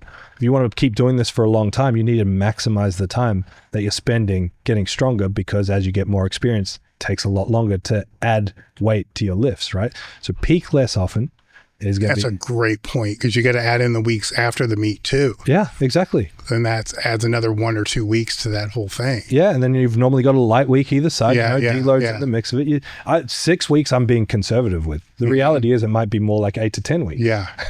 If you're doing a true peak, right? So peak less is going to be a big one. The other one is like, just ask yourself right now, is your next competition going to be your last competition? No? If the answer is no, what's the rush? Why do you need to rush? Like, spend time doing things intelligently, because you will not last in this game if you're broken. And that's where we lose the most people. They rush, they get broken, they leave. And I mean, it's easy for us to sit here and say it because we've seen it 1,000 times over, but that's exactly why you should listen to us. Yes. We can tell you with a high degree of predictability what's going to happen if you start blasting, start rushing, start trying to be Instagram famous with your strength. Talk to anyone who's the best. By the time you realized they were the best or they were going to be the best, they'd already been doing it for a very long time. And if they stayed the best for a while, they kept going for a very long time. Yeah. People don't just pop out of nowhere. Yes. And so, like, don't rush to be the best. Recognize that the best got there by slow, steady consistency.